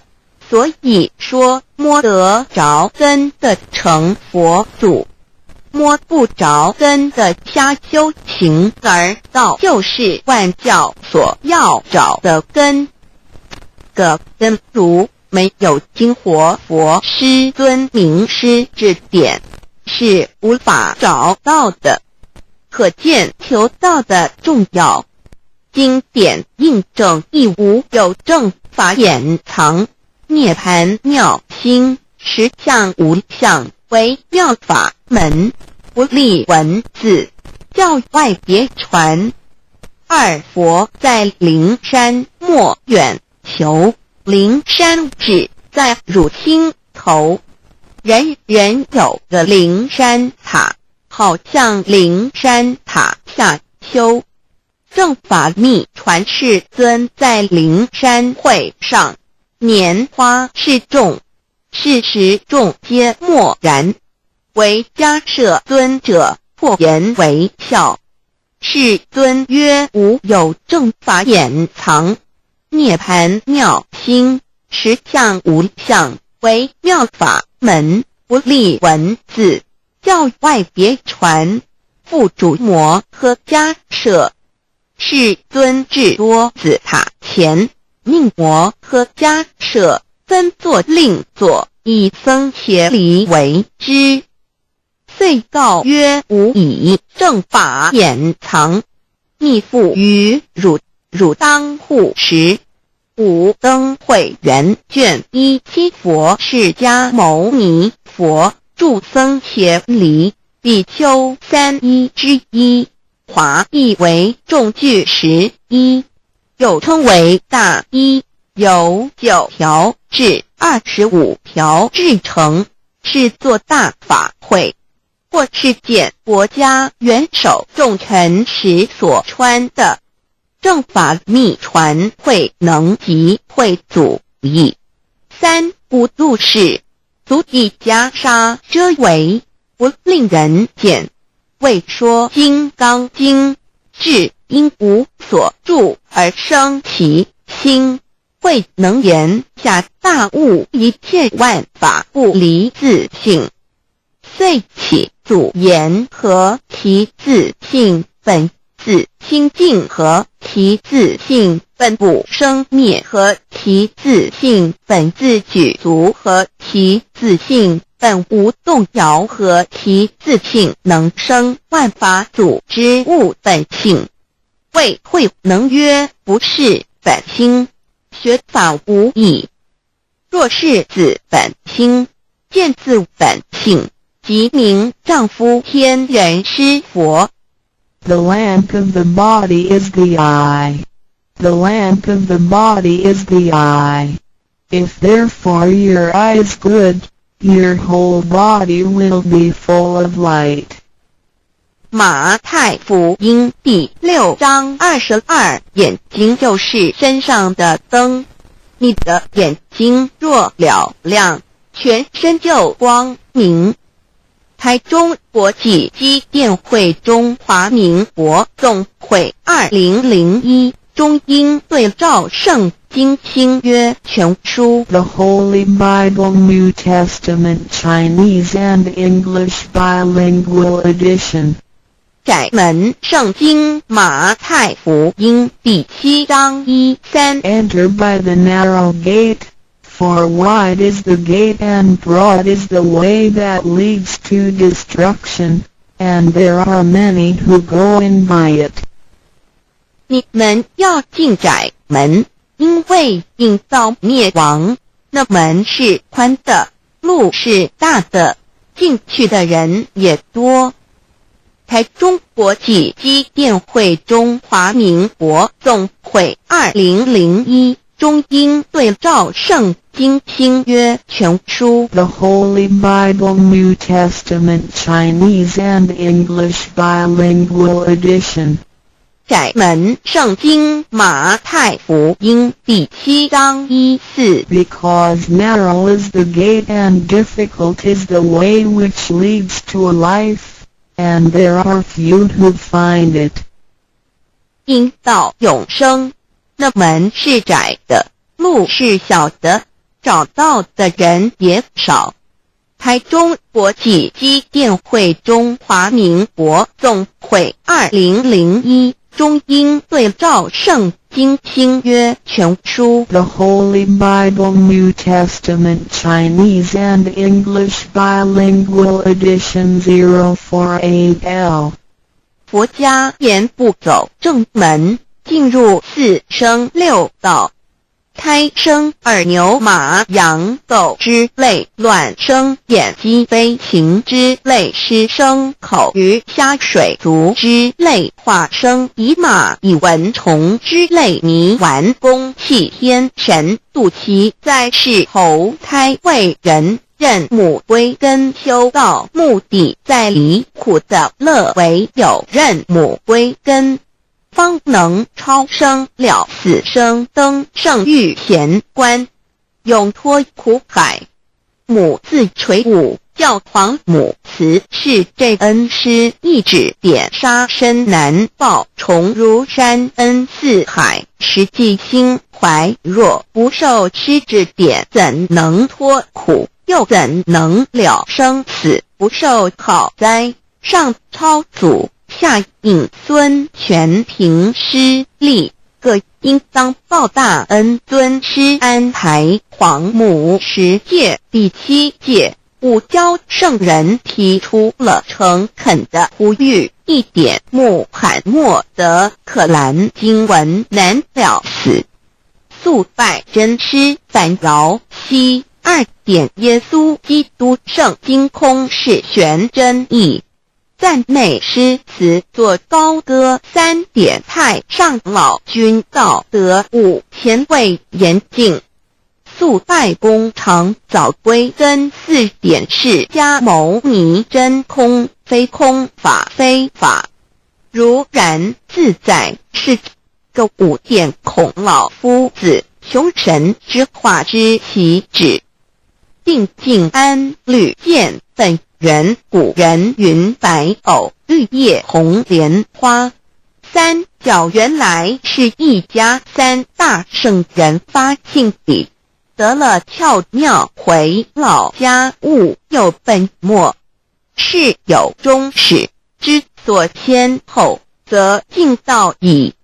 信教不爱修道，但不宜只有信教，耽误修道，本末倒置，实在可惜。点老母娘的奥妙道在使逆东郭子问于庄子曰：所谓道，呜呼！在庄子曰：无所不在。东郭子曰：其而后可。庄子曰：在蝼蚁。曰：何其下也？曰：在蹄。百。曰：何其欲？下且。曰：在瓦辟。曰：何其欲？甚且。曰：在使逆。东郭子不应。庄子曰：夫子之问也，故不及直。正火之问于坚是履兮也，每下欲况，汝为莫比，无忽毫物。只道若是，大言亦然。周天贤三者，一名同时，其之异也。庄子之备有第22老母娘的心声，依三山坡母子礼，乃不得已。皇母训子10戒，1戒亦当初天未分，混沌未探，渺冥冥无人，我空空一团。96亿元佛子先天同具，无忧愁无烦恼，自在安然。先兄弟先姐妹身来伴随母来随母去，不离身边。极乐国任逍遥，随意玩耍，成青龙跨彩凤，无量尊严，不惧寒不惧暑，无数无管，无阴阳，无对待，至理纯然，暇无事任遨游。先天妙境门卷来，或下棋，或将琴弹，吃的是仙桃点琼浆玉一川的是登云斜仙衣仙山。老母娘的心声。2论无极为圣域，至善宝，静静而应通，万化万类根源。自从那骄子会气数以道为母，我命七佛治理坤乾，万八在气数并天使成就，又在指丑会满地是完全清气，升为天盘部，至星斗浊气，降凝为地土海山川，至凝会天地交日月和照会阴阳和阴晕，万类生全。此即是先天妙开辟之本，无极静态及动黄及坤乾老母娘的心声。3道即理理即道虚灵之妙道生一生二又生三，一本散万殊哉，自无入有其奥妙，是神千亿难尽言。天即成地即立，万物其北东土，无人焉，缺少女男。那时节为母，我无奈之处，方舍我96子七将，凡间屡次的差援佛东土，而下来一次反一次，不肯治，凡无奈何为母。我造下且93山坡弘罪了菩萨，佛南设一个大仙池，其来起早，趁机会先一邪收回礼，天众佛自就醒来，不见母面，又不见先一邪，可在哪边？老母娘的心声。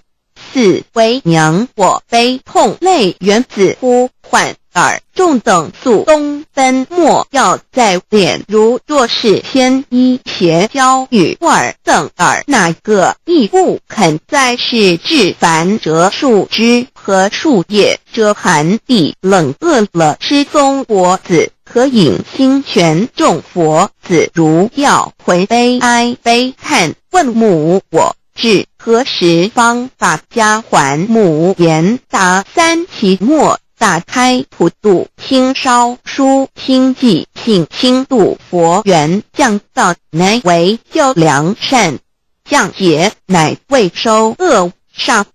血泪以于叹子归，须用真心体会老母娘的心声。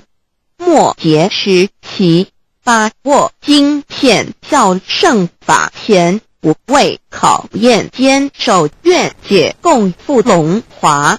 极乐国任逍遥，随意玩耍，成青龙跨彩凤，无量尊严，在理天极乐之天国里，任意逍遥游玩，随意玩耍，成其青龙，化作彩色凤凰，任意去来，显现无量尊贵与庄严，不惧寒不惧暑，无数无管，无阴阳，无对待，至理纯然，理天无寒暑冷热，总是恰是温度，无拘无束，亦无阴阳之对待，只有纯然一环理气。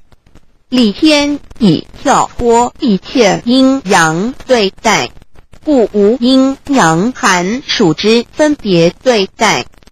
自性至理纯然，通达无碍，故无数无管，暇无事，任遨游先天妙境门卷来，或下棋，或将琴弹弦，暇无事则任意遨游，观赏先天美妙景致，或下棋娱乐，或弹琴消遣。理天之境无闷卷之事，举凡一切活动皆随心之所至，意之所乐而为之。吃的是仙桃果琼浆玉一穿的是穿云鞋仙衣仙衫，吃的是仙桃仙果，喝的是琼浆玉液，穿的是仙衣仙鞋。仙桃果蟠桃之果实，亦称仙桃。蟠桃实洲即东海有山名杜所山，上有大桃树，盘曲3000里，曰盘木。武帝内传7月7日，西王母将以仙桃4颗与地，帝时折收其颗，欲种之。母曰：此桃3000年一时，中下地薄，种之不生。帝乃止。论无极为圣域至善宝净净而因通万化万类根源理天是至善宝地，是无极的境界，至圣之疆域。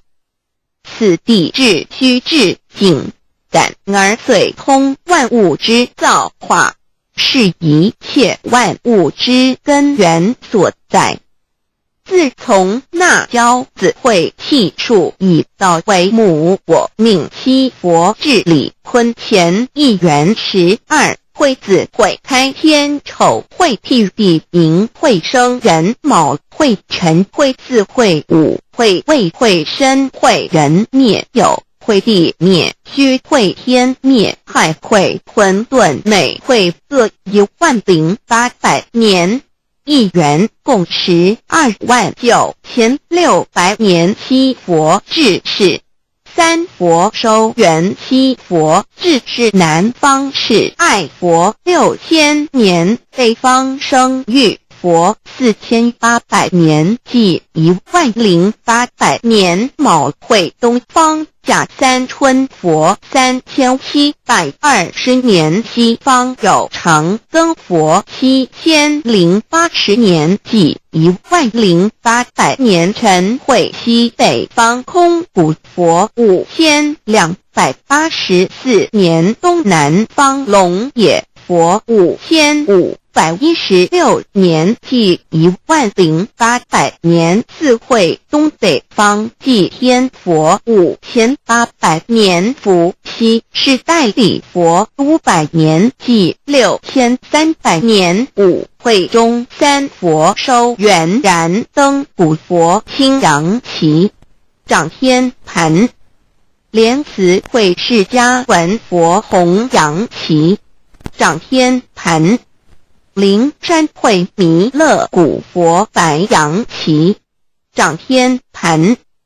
龙华会万八在气数足天使成就，又在子丑会满地使完全子会开天10800年，天成就丑会辟地10800年，地完全至为会数景，至是圆满。母会元灵收回，又会灭地，戌会灭天，亥会重回混沌星气，生为天坛部至星斗浊气，降名为地土海山川清清之气，上升则为天。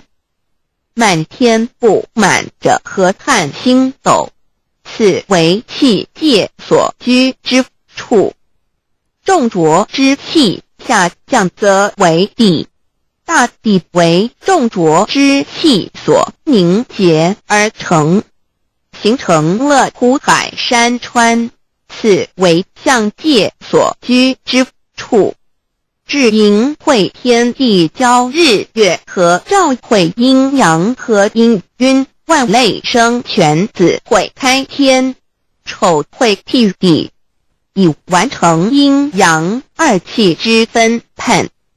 阴会之时，天地阴阳之气相交，日月叠相交替，阴阳阴晕而育生万物品类。此即是先天妙开辟之本无极静态及动黄及坤乾，此即是先天妙理开天辟地之本源。无极主静，属理天；太极主动，属气天；黄极主化，属象天。道即理理即道虚灵之妙道，生一一生二二又生三道，即是理。理即是道，至虚至灵，万物本源之奥妙运用。道本虚灵，能生一，一能生二，二能生三，三能生万物。无极生太极，太极生两仪，两仪生三才，三才者天地人，万物因之而生，生化万物图。://LCC_LCC_2/ 意图象极，生化5万点。JPG 天既成地既立，万物其北东土地，无人焉，缺少女男，天地既成，万物以其北，这就是象天，亦称娑婆世界、贪苦世界、苦海、此岸东土等等名称，不一而足。这世界被创立之后，尚无人焉，缺少男女，整个世界乏人管理统治。那时桀为母，我无奈之处，方舍我救六子七将凡间，由于天地有定数，子会开天，丑会替地，寅会需要有人降生。时机已至，老母娘亦有无奈之处，才舍下皇母之96元胎佛子，以其降临凡间，接受种种历练，屡次的差援佛东土，而下来一次反一次不肯至凡，于是老母娘每次差遣援佛子下凡降临东土，每来一次又回去一次，就是不肯留下来治理凡间东土。无奈何为我造下血救三山托洪罪了菩萨佛，身在无可奈何之下，老母娘只好造下血救，在三山托洪罪了原本就是佛菩萨的原胎佛子，设一个大仙池其来洗澡，趁机会先一邪收回礼天。老母娘还设一个大仙池，好让大家一起来洗澡，趁机会将大家的仙衣仙鞋都收回礼天。众佛子就醒来，不见母面，又不见仙衣鞋，可在哪边？众佛子就醒之后，却见不到老母娘，又不见仙衣仙鞋，为娘我悲痛泪原子呼唤耳众等宿东奔莫要再恋老母娘，因为要与众元胎佛子分离，故而心中感到悲痛而流泪，并且呼唤众佛子速速往东土而去，千万别再留恋于理天之舒适自在。如若是千一邪教与尔等尔哪个亦不肯再是临凡老母娘，若把千一千邪交给元胎佛子，则又没有一个肯降临凡间留下来治理世界。这树枝和树叶遮寒地冷饿了失踪脖子和影星全到了凡间，若天气寒冷，就这些树枝和树叶来遮盖身体，以御寒地冷。若肚子饿了，就取松子脖子吃；口渴了，就取清凉泉水喝。众佛子如调回悲哀悲叹问母我至何时方把家还？众佛子听了老母娘如此吩咐，皆如吊失了魂魄一般，悲伤地哀嚎叹息，纷纷问老母娘：我们到什么时候才能回家呢？母言答：三期末打开普度清烧书清寂信清度佛缘。老母娘回答说，等到三期末节大开普度的时候，老母娘会亲自烧书寄信给大家，并且亲自来度化众元胎佛子，告一回家之路。家相信书皇母训子十戒以及千佛圣训都是皇母烧书信度化佛子众生。众儿女亲由一悲生大放为母，我且合同赋予。皇元听了老母娘的话语，众元胎佛子心中有存惊疑，悲伤地放声大哭。老母娘见众佛子如此惊疑悲痛，于是写下了合同给众元佛子，以作为将来回天之凭证。求道时的合同皆是凭证。自此，我元佛子东土而奔至世界为男女在地人焉。从此，皇母之元胎佛子便向东土奔驰而去，点治理世界，或为男，或为女，并传递人间烟火。母子分各东西，好不难过。自此，我众佛子受尽熬煎子各分东西，令老母娘内心好难过。而众佛子自此以后却受尽无限的折磨与煎熬。唐李白骨风师名利图煎熬，安的咸鱼不。至今时区只算6万年，载每想而在世苦母心难安。自三山坡一别到现在，区只算来已有6万年了。自寅会生人以来至今未之初，已将近6万年时光。每每想起众佛子在世间受苦受难，皇母内心就难以安舒。一别千古，一别6万多年。今时夏运也至为母降道差三佛半末后普度收圆，现在时运已经到了，为唤回在世间受苦的元佛子，老母娘降下了大道，指引众生回天之路，并差遣三佛办理末后一着的普度收缘。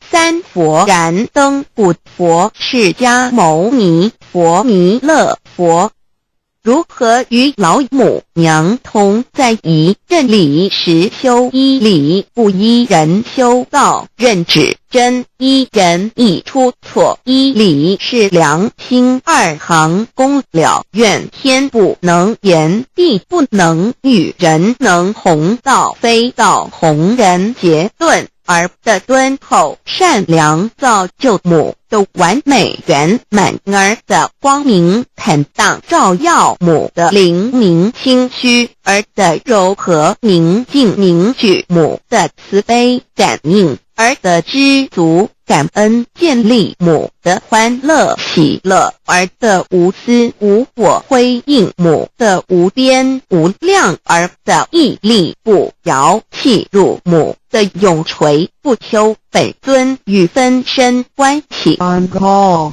资料来源网址https://drive.google.com/files/d/0b__cor_friend__cas1z_email_6 and page810938991476744833045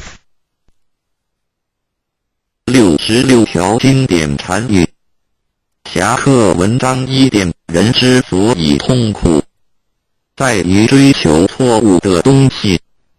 2点，如果你不给自己烦恼，别人也永远不可能给你烦恼，因为你自己的内心你放不下。3点，你永远要感谢给你逆境的众生。4点，你永远要宽恕众生，不论他有多坏，甚至他伤害过你，你一定要放下，才能得到真正的快乐。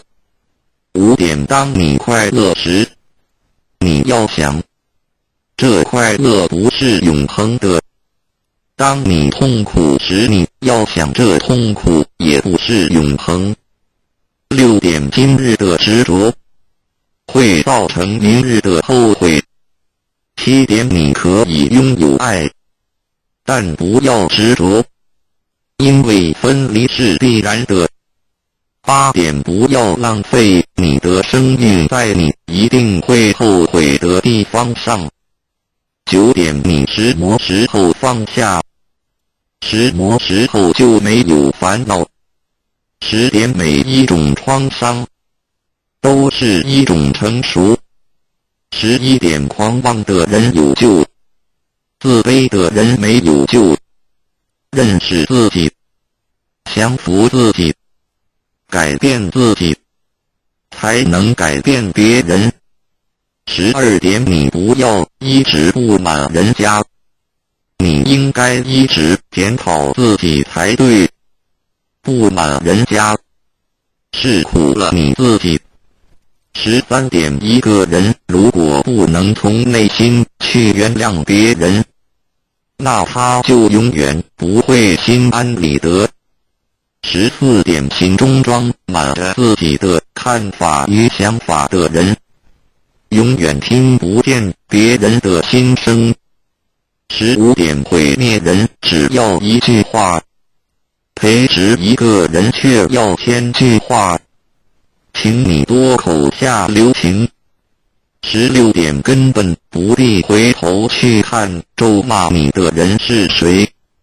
如果有一条疯狗咬你一口，难道你也要趴下去反咬它一口吗？17点，永远不要浪费你的1分1秒去想任何你不喜欢的人。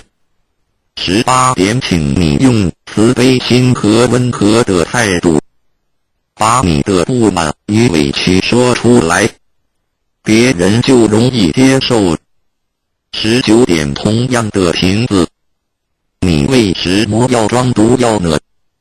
同样的心理，你为什么要充满着烦恼呢？20点，得不到的东西，我们会一直以为它是美好的，那是因为你对它了解太少，没有时间与它相处在一起。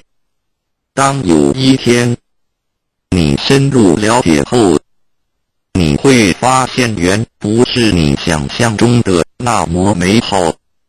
21点，活着一天就是有福气，就该珍惜。当我哭泣我没有鞋子穿的时候，我发现有人却没有脚。22点，多一分心力去注意别人，就少一分心力反省自己，你懂吗？23点，憎恨别人对自己是一种很大的损失。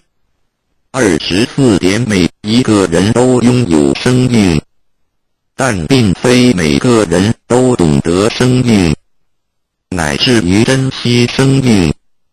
不了解生命的人，生命对他来说是一种惩罚。25点，情执是苦恼的原因，放下情执，你才能得到自在。26点，不要太肯定自己的看法，这样子比较少后悔。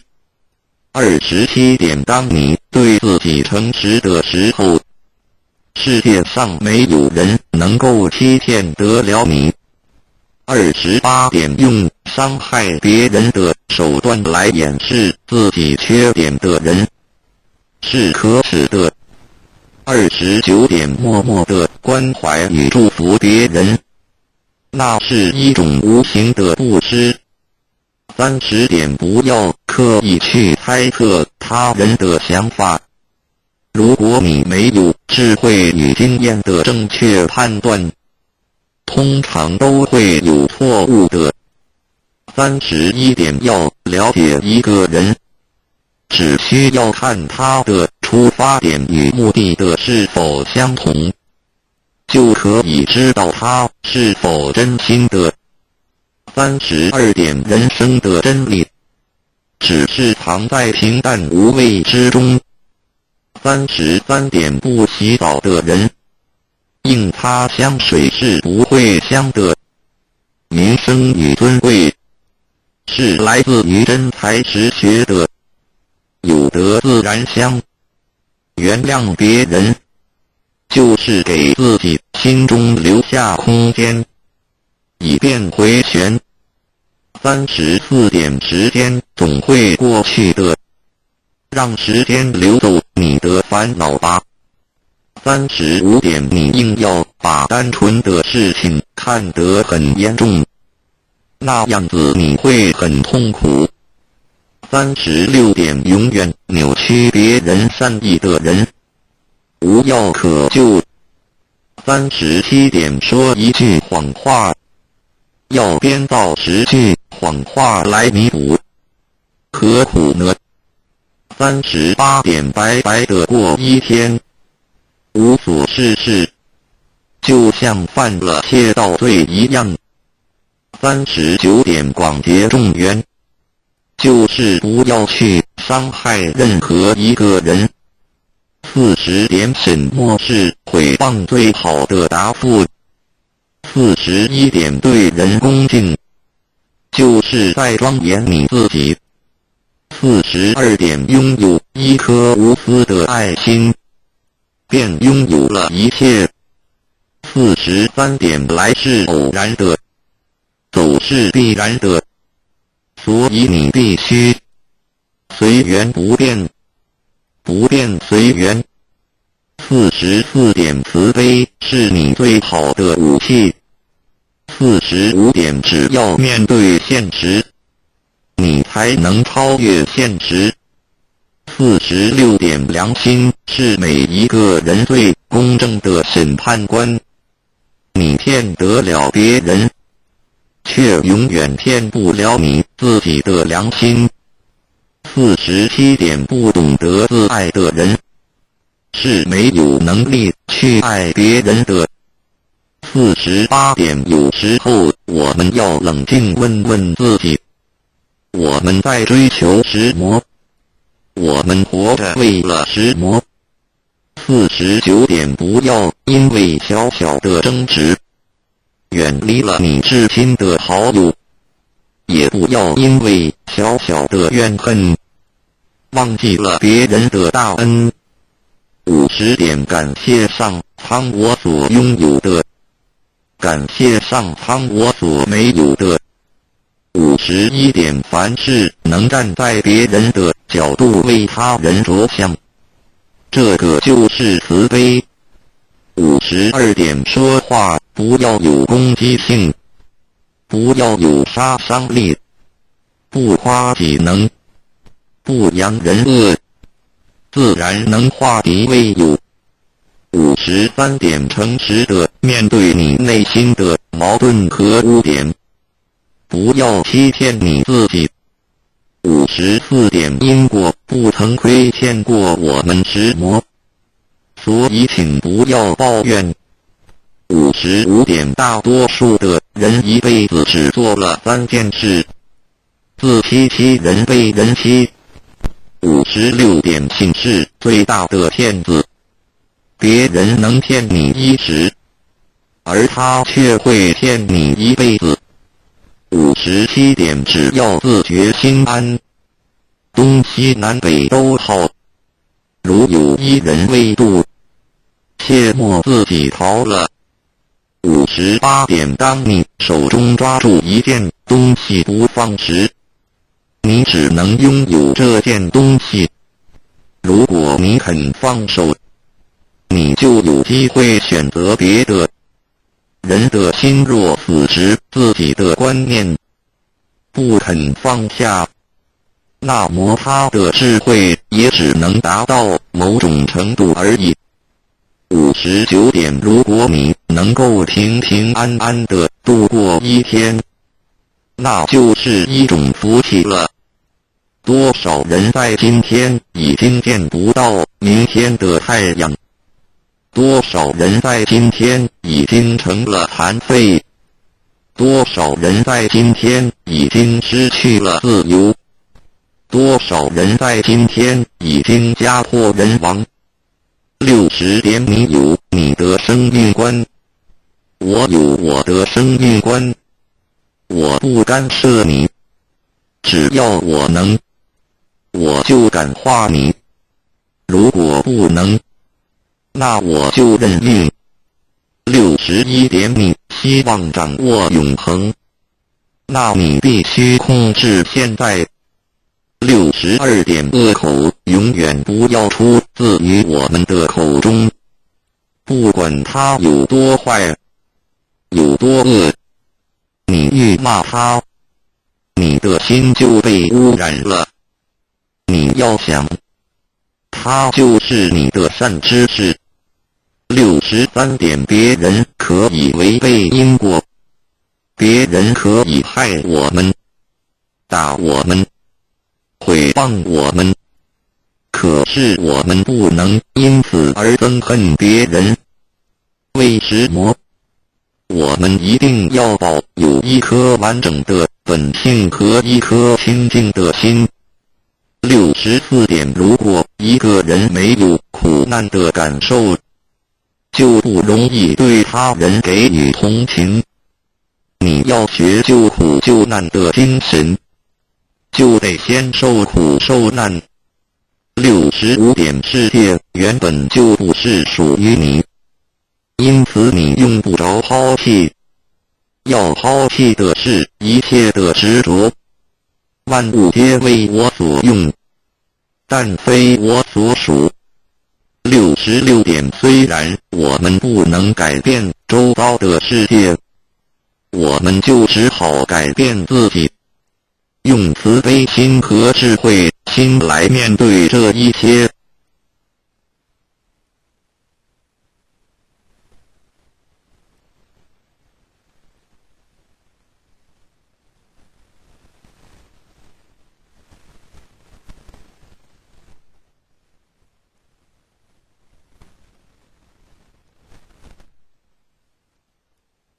认识老母娘天上帝是否存在天，古人认为天是有情感能思想的存在者。孔子说过，或罪于天，无所导也。所作所为得罪了上天，有违天理，那么祈祷再多也是没有用的。于所否者，天厌之，做了违背良心的事情，上天就会唾弃我为乎？为天为大，伟大啊！只有天最高大天。孔子、孟子思想中，天似乎也是能安排一切的主宰。孟子也说过，天将降大任于斯人也，必先苦其心志，劳其筋骨，饿其体肤，空乏其身，情拂乱其所为，所以动心忍性，增益其所不能。道大道无情，生育天地；大道无情，运行日月；大道无名，掌万物，无不知其名，象名曰道。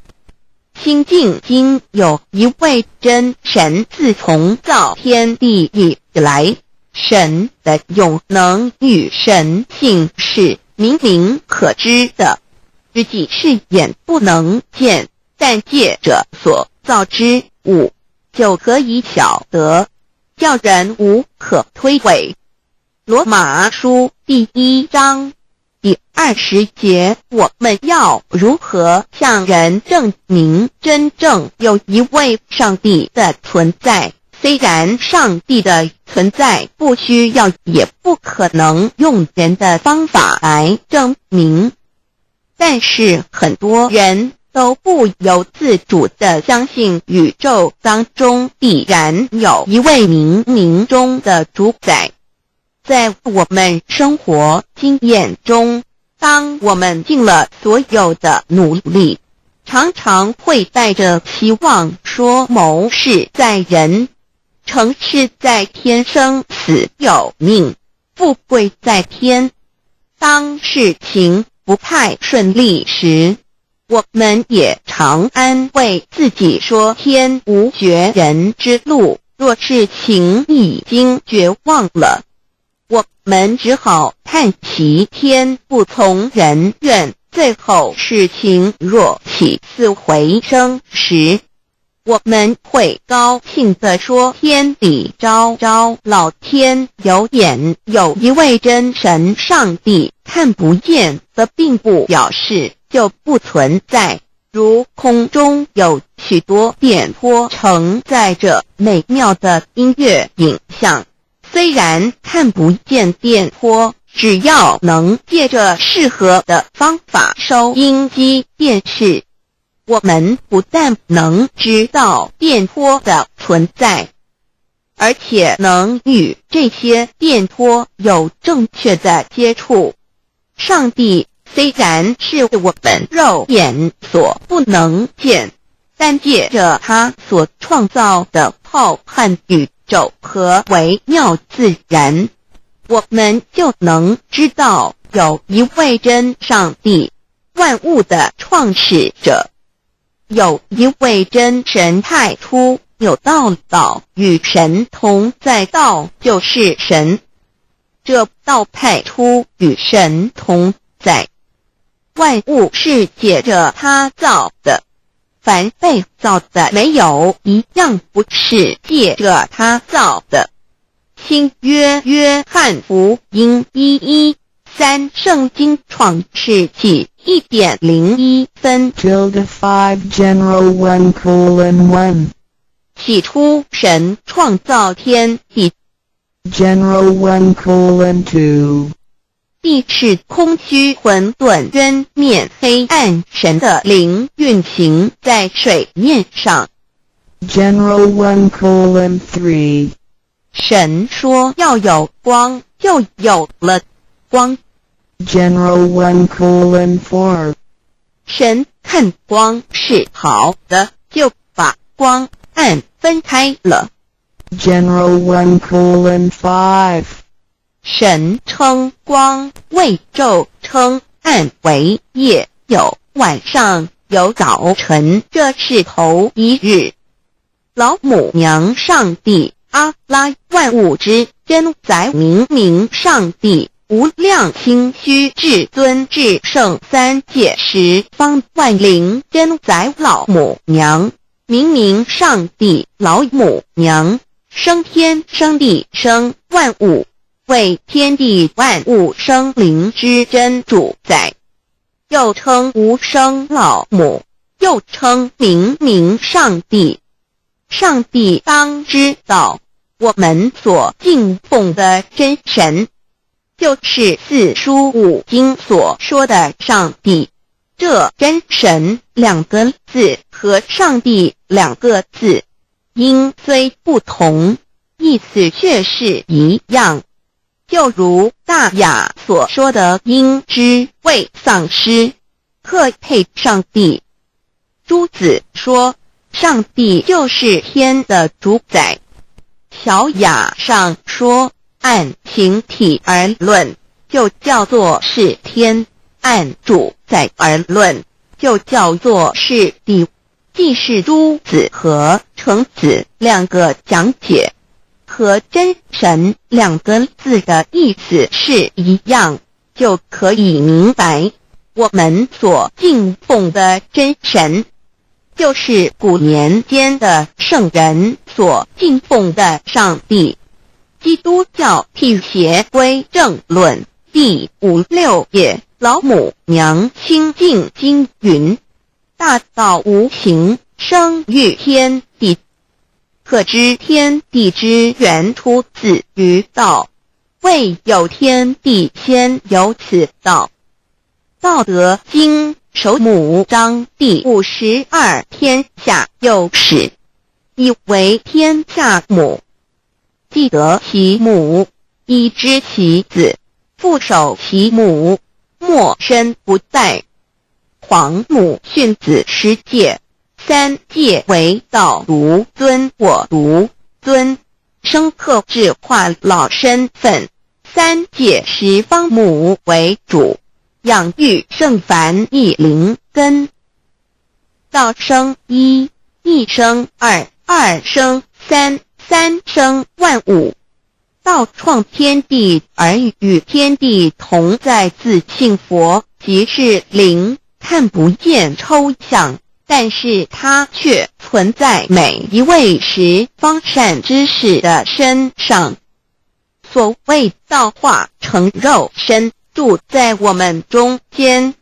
天主佛与自性佛主耶稣对父神说，正如你父在我里面，我也在你里面，使他们也在我们里面。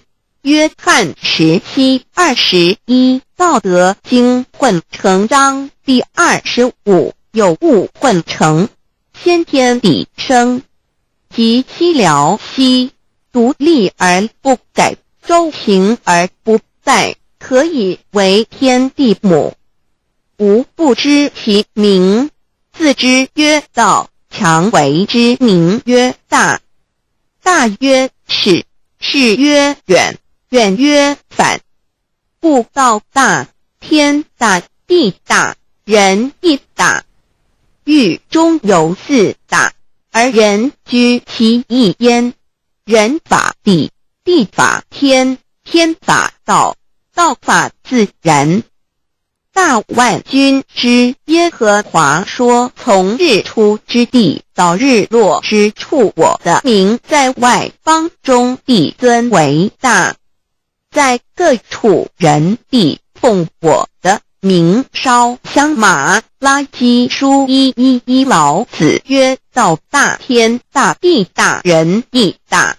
道德经混成章第25，皇母老母娘，即是无极老母，无极老祖，无生老母。皇母天父天上的父耶和华万军之耶和华神上帝真神阿拉真神主真主造物主为皇上帝明上帝造真理老母娘慈训明灵异变光上帝赐而真宝藏无量慈怀传意旨清虚大化救援皇至尊无上威灵力至圣心法复贤良三界法与慈云布十方共母朝母娘万灵归增乐欢喜真载无为居天堂老母娘上帝阿拉万物之真载明上帝无量清虚至尊至圣三界十方万灵真载一点明上帝圣号之意以明是代表先天纯阳光明本性所以明不为是超越现象界的明且是内在的明超越现象界的明为天命内在的明为人人具足的本性良知上帝及宇宙的最高主宰他是诸天神圣三世诸神之本也是宇宙唯一至尊的神他不但是灵性之根源也是创造宇宙生育天地运行日月长养万物的大主宰在人而言亦如无人本具之本性良知如帝尧之大仁虞舜之大巧夏禹之大功文王之道德周公之大才老子之感应孔子之忠恕释迦之能静耶稣之博爱穆圣之清真观音之道慈世子之喜舍文殊之大智普贤之大行弥陀之平直观圣之刚正纯阳之虚明五目之精中等十方众圣三世诸佛一切奥义妙理无量智慧功德神通妙用全是由上帝的性体中流露出来的上帝的性体尽虚空遍法界我们所看到的一切所看不到的一切全是上帝所变现的所以我们时时刻刻都是与上帝同在的上帝的灵光大而无极范围天地小而无内细入无间凡是日月星辰江海景泉白云彩虹雨露霜雪一花一木一草一干宇宙森罗万象全在上帝的性海中无量清虚形容明上帝是无量智慧之根本无量妙行之本处无量功德之源头是真空妙有虚灵不灭的至尊至圣世尊崇其位为至尊至贵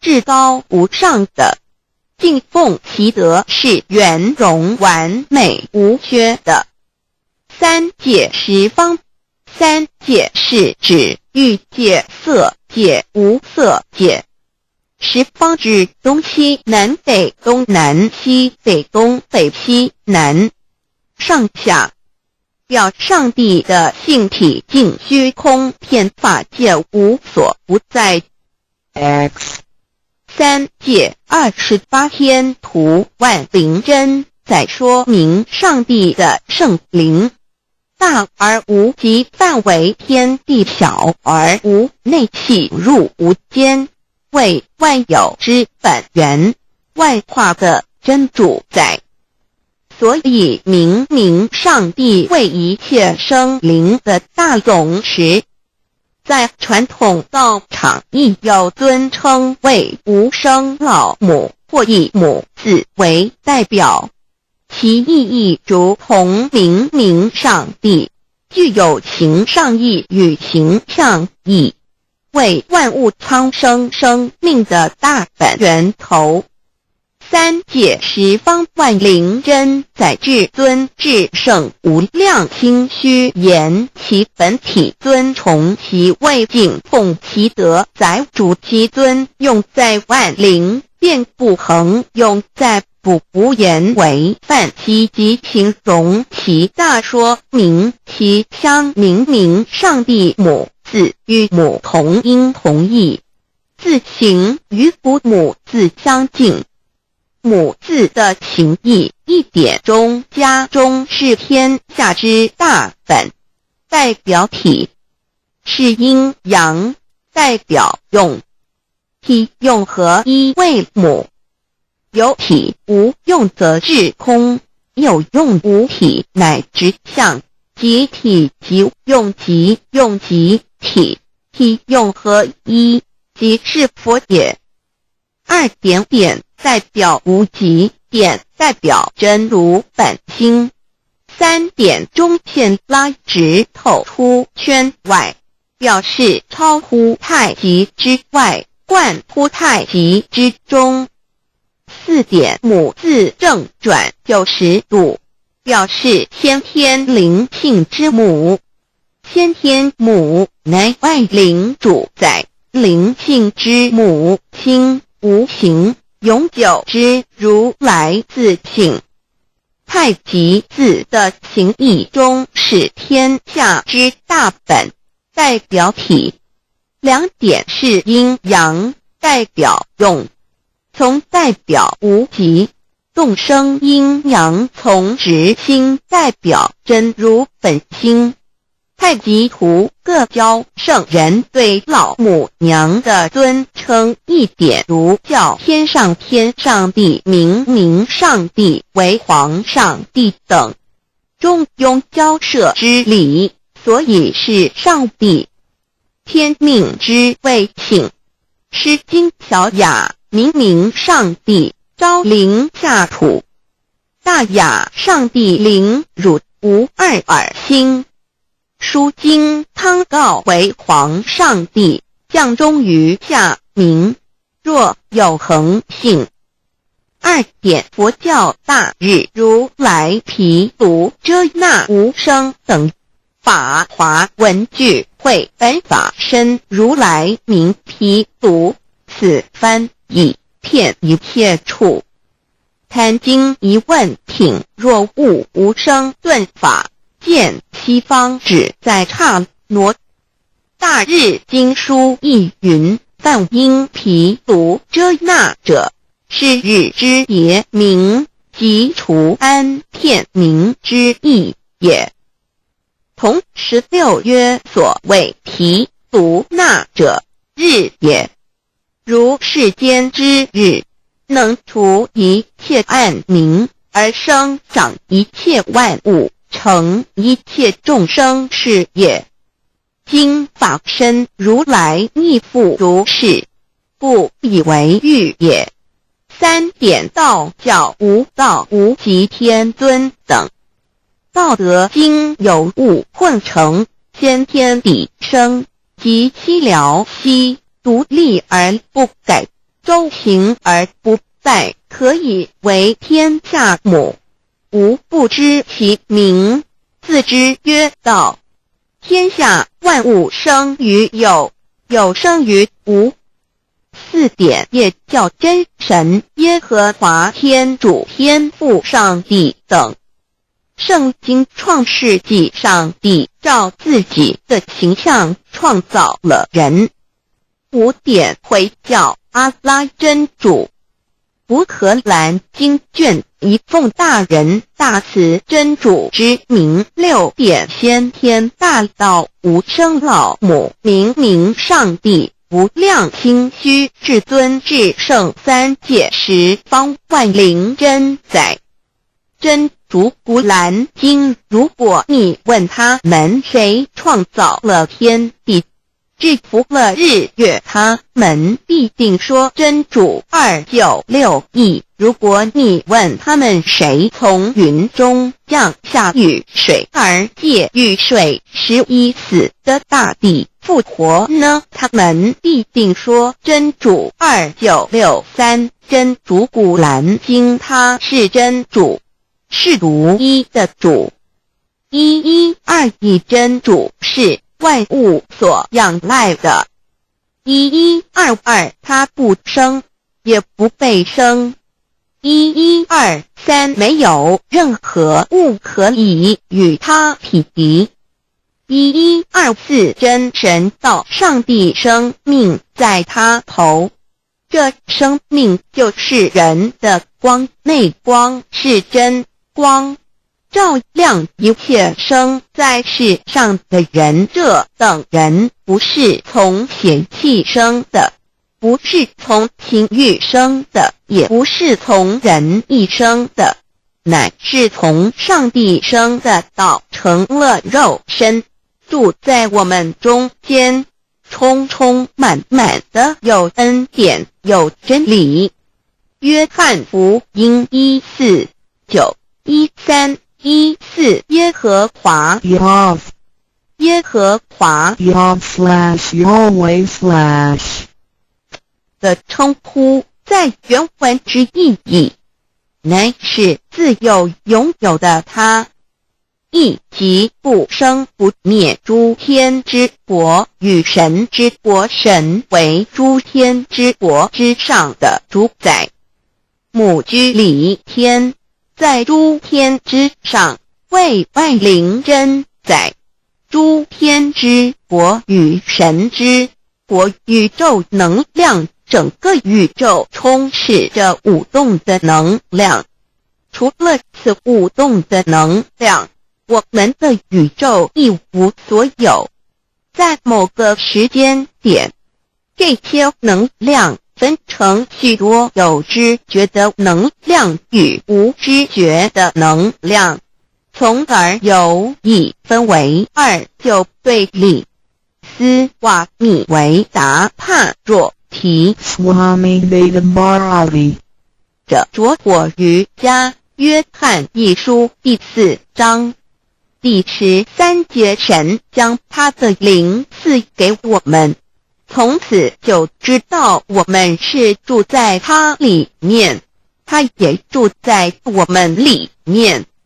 约翰一书3:24遵守神命令的，就住在神里面，神也住在他里面。我们所以知道神住在我们里面，是因他所赐给我们的圣灵。神的灵住在我们里面何处？约翰一书与约翰福音在文体上颇相似，因此可能是来自于同一个作者。福音书作者约翰，神上帝老母娘的灵住在我们里面。圣经创世纪提到上帝创造天地万物的情形，创造人时，耶和华神用地上的尘土造人，将生气吹在他鼻孔里，他就成了有灵的活人。创世纪275教禅道佛家所言正法掩藏灵山柳枝净瓶主人翁真主人真如等等。儒家所言大学之道三人之行天命等等。道家所言古神荼毒玄牝众妙之门等等。回教所言阿米木、亮木、米木回回之地等等。基督教言十字架用火施洗窄门等等。对于以上所谈之名词，没有求道的人是无法体悟的。所以说摸得着根的成佛祖，摸不着根的瞎修行而道，就是万教所要找的根。个根如没有经活佛师尊名师指点，是无法找到的。可见求道的重要。经典印证亦无有正法掩藏，涅盘妙心，实相无相，为妙法门，不立文字，教外别传。二佛在灵山莫远求，灵山只在汝心头。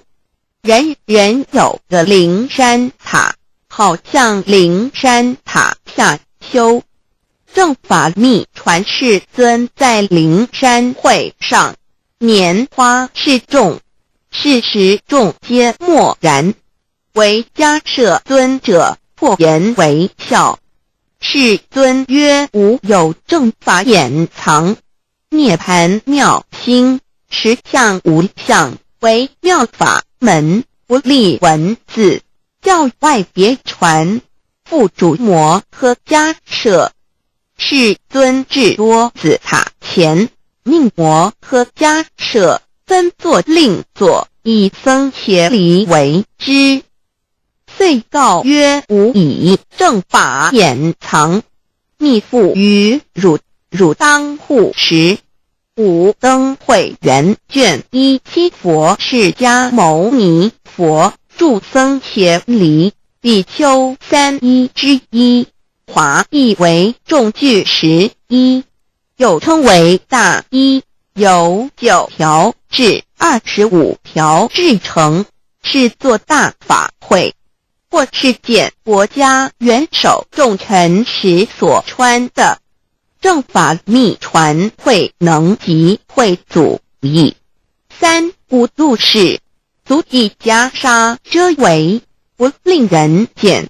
为说金刚经，至因无所住而生其心，慧能言下大悟，一切万法不离自性。遂起祖言和其自性本自清净，和其自性本不生灭，和其自性本自具足，和其自性本无动摇，和其自性能生万法组之物本性。谓慧能曰：不是本心，学法无益。若是自本心，见自本性，即名丈夫天人师佛。The lamp of the body is the eye. The lamp of the body is the eye. If therefore your eye is good, your whole body will be full of light. 马太福音第6章22，眼睛就是身上的灯。你的眼睛若了亮，全身就光明。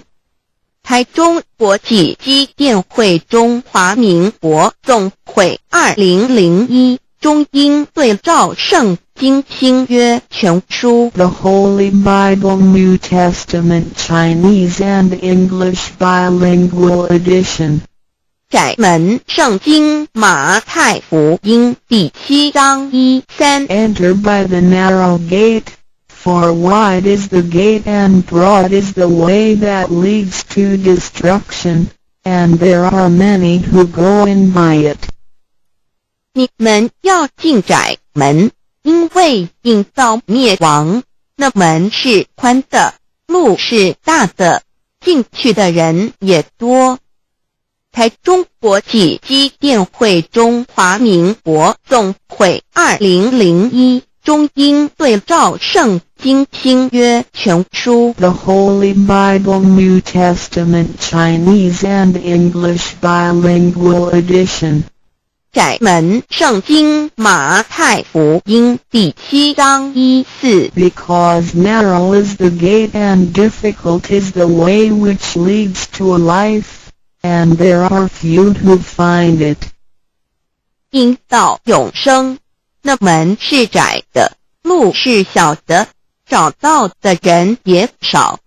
台中国际机电会中华民国总会2001中英对照圣经新约全书 The Holy Bible New Testament Chinese and English Bilingual Edition 048L 佛家言不走正门，进入四生六道。胎生二牛马羊狗之类，卵生眼鸡飞禽之类，湿生口鱼虾水族之类，化生以马以蚊虫之类，泥丸公气天神度其在世投胎为人，任母归根修道，目的在离苦的乐，唯有任母归根，方能超生了死生，登圣域贤官，永脱苦海。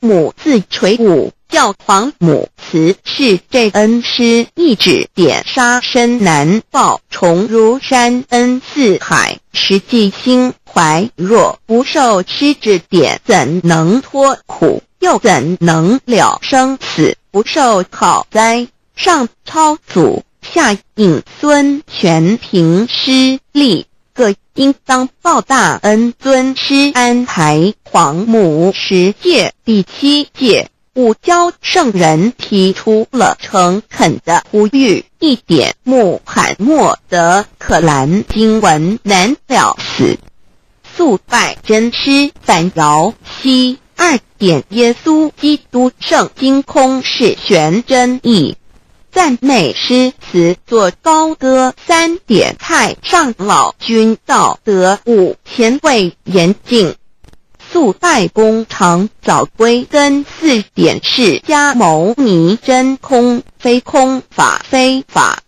如然自在是个。5点孔老夫子穷神之化之其旨，定静安律见本源。古人云白藕绿叶红莲花。3角原来是一家3大圣人发庆礼，得了巧妙回老家，务有本末，事有终始，之所先后，则敬道矣。信教不爱修道，但不宜只有信教，耽误修道，本末倒置，实在可惜。点老母娘的奥妙道在使逆东郭子问于庄子曰：所谓道，呜呼！在庄子曰：无所不在。东郭子曰：其而后可。庄子曰：在蝼蚁。曰：何其下也？曰：在蹄。百。曰：何其欲下且？曰：在瓦辟。曰：何其欲甚且？曰：在使逆。东郭子不应。庄子曰：夫子之问也，故不及直。正或之问于监视律兮也。每下欲况，汝为莫必，无乎陶物。指道若是，大言亦然。周天贤3者，一名同时，其之义也。庄子之备有第22老母娘的心声。3山坡母子礼，乃不得已。皇母训子10诫，1诫亦当初天未分混沌，未判妙明明无人，我空空一团。96亿元佛子先天同聚，无忧愁无烦恼，自在安然。先兄弟先姐妹生来伴，随母来随母去，不离身边。极乐国任逍遥，随意玩耍，乘青龙跨彩凤，无量尊严，不惧寒不惧暑，无数无观无阴阳，无对待，至理纯然，暇无事，任遨游先天妙境门卷来，或下棋，或将琴弹，吃的是仙桃点琼浆玉一穿的是登云斜仙衣仙山老母娘的心声。二论无极为圣域至善宝，静静而应通，万化万类根源，自从那骄子会气数以道为母，我命七佛治理坤乾，万八在气数并天使成就，又在指丑会满地是完全清气，升为天盘布至星斗浊气，降凝为地土海山川，至明会天地交日月和照会阴阳和阴晕，万类生全，此即是先天妙开辟之本，无极静态及动黄及坤乾老母娘的心声。三道即理理即道虚灵之妙道生一，一生二，二又生三，一本散万殊哉，自无入有其奥妙，是神千亿难尽言，天即成地即立，万物其北东土，无人焉，缺少女男，那时节为母，我无奈之处，方舍我九六子七将凡间屡次的差援佛东土，而下来一次反一次，不肯治，凡无奈何为母，我造下且九三山颇弘罪了菩萨佛，南设一个大仙池，其来洗澡，趁机会先一邪收回礼，天众佛自救醒来，不见母面，又不见先一邪，可在哪边老母娘的心声？四为娘我悲痛泪缘子呼唤耳众等速东奔，莫要在脸，如若是先一邪教与尔等耳，哪个亦不肯在世至凡折树枝和树叶，遮寒地冷饿了失踪国子，可引心全众佛子如要回悲哀悲叹，问母我至何时方把家还母？言答三期末，打开普度清烧书清寂，请清度佛缘，降道乃为救良善，降劫乃为收恶煞，血泪以于叹子归，须用真心体会老母娘的心声，莫结识其把握经片效圣法前，不为考验坚守愿解共赴龙华，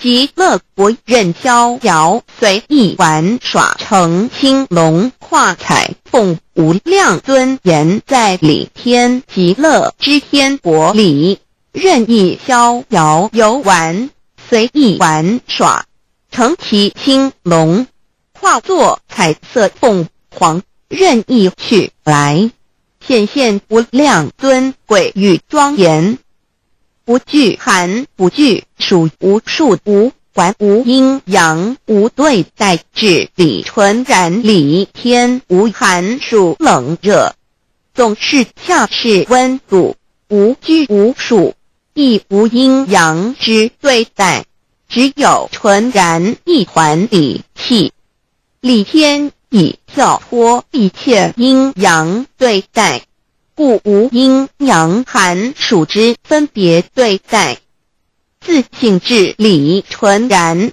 通达无碍，故无数无管，暇无事，任遨游先天妙境门卷来，或下棋，或将琴弹弦，暇无事则任意遨游，观赏先天美妙景致，或下棋娱乐，或弹琴消遣，理天之境无闷倦之事，举凡一切活动皆随心之所至，意之所乐而为之，吃的是仙桃果琼浆玉液，穿的是穿云鞋仙衣仙衫，吃的是仙桃仙果，喝的是琼浆玉液，穿的是仙衣仙鞋。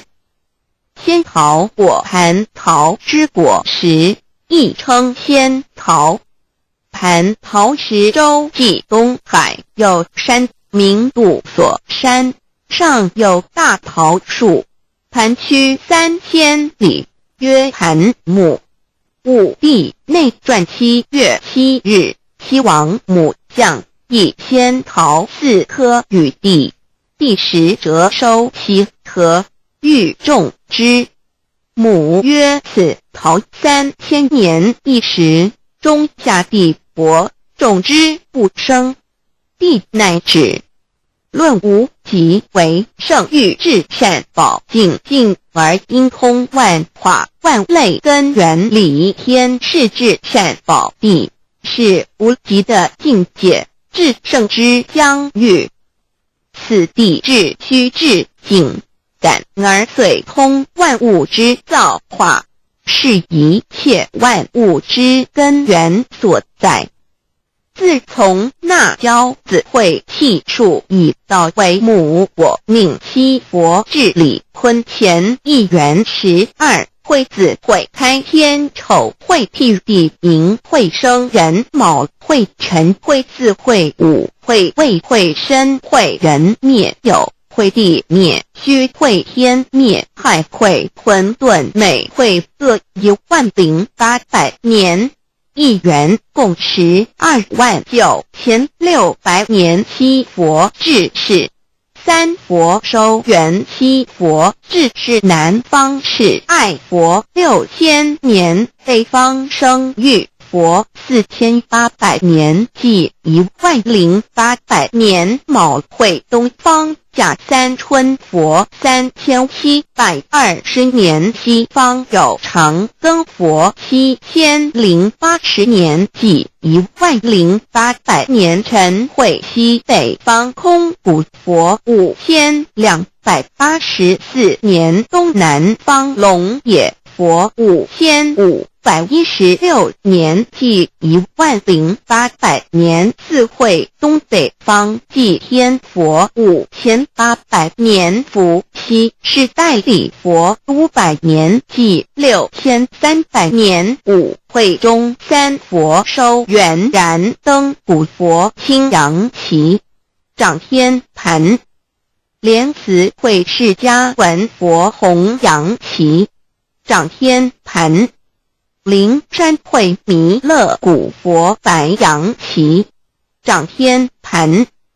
龙华会万八在气数足天使成就，又在指丑会满地是完全子会开天10800年，天成就丑会辟地10800年，地完全智慧会数景，智是圆满。母会元灵收回，又会灭地，戌会灭天，亥会重回混沌星气，生为天盘部，至星斗浊气，讲名为地土海山川清清之气，上升则为天。满天布满着河汉星斗，此为气界所居之处。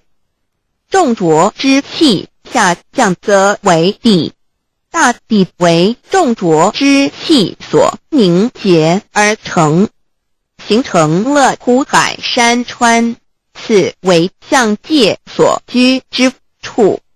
至寅会天地交，日月合照，会阴阳合阴晕，万类生全，子会开天，丑会辟地，以完成阴阳二气之分判。寅会之时，天地阴阳之气相交，日月叠相交替，阴阳阴晕而育生万物品类。此即是先天妙开辟之本无极静态及动黄及坤乾，此即是先天妙理。开天辟地之本源，无极主静，属理天；太极主动，属气天；黄极主化，属象天。道即理，理即道虚灵之妙道，生一，一生二，二又生三，道即是理，理即是道，至虚至灵，万物本源之奥妙运用。道本虚灵，能生一，一能生二，二能生三，三能生万物。无极生太极，太极生两仪，两仪生三才，三才者天地人，万物因之而生，生化万物图。E://LCC_LCC_2 意图象极，生化5万点 JPG 天既成地既立，万物其北东土里，无人焉，缺少女男，天地既成，万物以其北，这就是象天。亦称娑婆世界、堪苦世界、苦海、此岸东土等等名称，不一而足。这世界被创立之后，尚无人焉，缺少男女，整个世界乏人管理统治。那时桀为母，我无奈之处，方舍我就六子七将。凡间由于天地有定数，子会开天，丑会辟地，寅会需要有人降生。时机已至，老母娘亦有无奈之处，才舍下皇母之96元胎佛子，以其降临凡间，接受种种历练，屡次的差援佛东土，而下来一次反一次不肯治番，于是老母娘每次差遣援佛子下凡降临东土，每来一次又回去一次，就是不肯留下来治理凡间东土。无奈何为我造下血救三山坡洪罪了菩萨佛，身在无可奈何之下，老母娘只好造下血救。在三山坡洪罪了原本就是佛菩萨的原胎佛子，设一个大仙池其来洗澡，趁机会先一邪收回礼天。老母娘还设一个大仙池，好让大家一起来洗澡，趁机会将大家的千衣千鞋都收回礼天。众佛子就醒来，不见母面，又不见千衣鞋，可在哪边？众佛子就醒之后，却见不到老母娘，又不见千衣千鞋。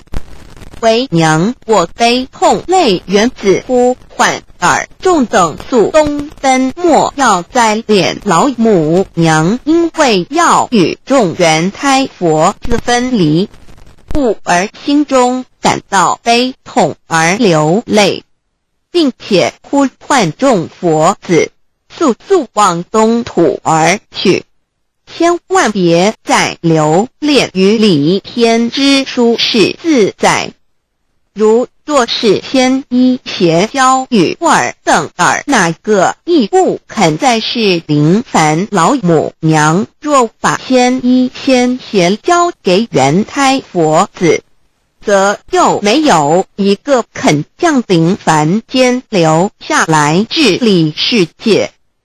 这树枝和树叶遮寒地冷，饿了失踪脖子，可饮清泉到了凡间。若天气寒冷，就折些树枝和树叶来遮盖身体，以御寒地冷。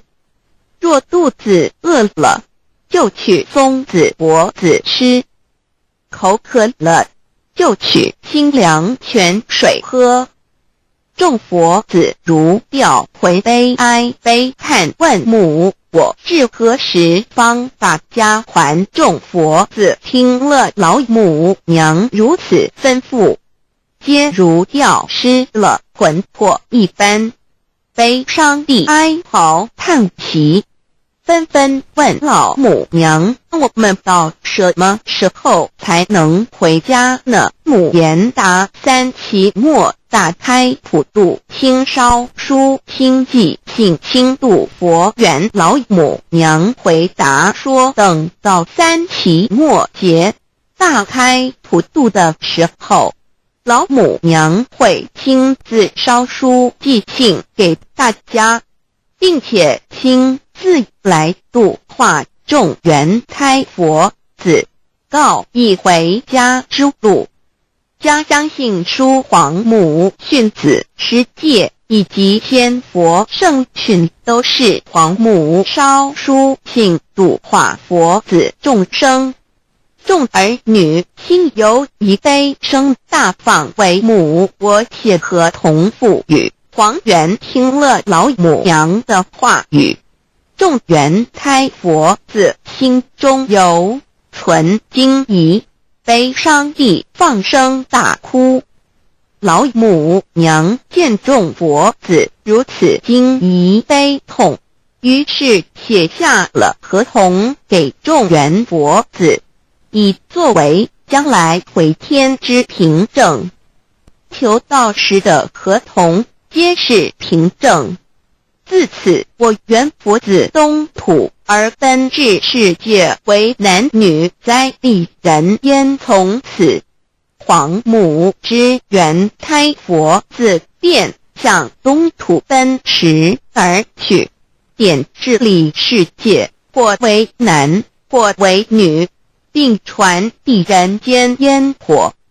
母子分各东西，好不难过。自此，我众佛子受尽熬煎子各分东西，令老母娘内心好难过。而众佛子自此以后却受尽无限的折磨与煎熬。唐李白骨风师名利图煎熬，安的咸鱼不。至今时区只算6万年，载每想而在世苦，母心难安。自三山托一别到现在，区只算来已有6万年了。自迎会生人以来，至今未知出，已将近6万年时光。每每想起众佛子在世间受苦受难，皇母内心就难以安舒。一别千古，一别6万多年。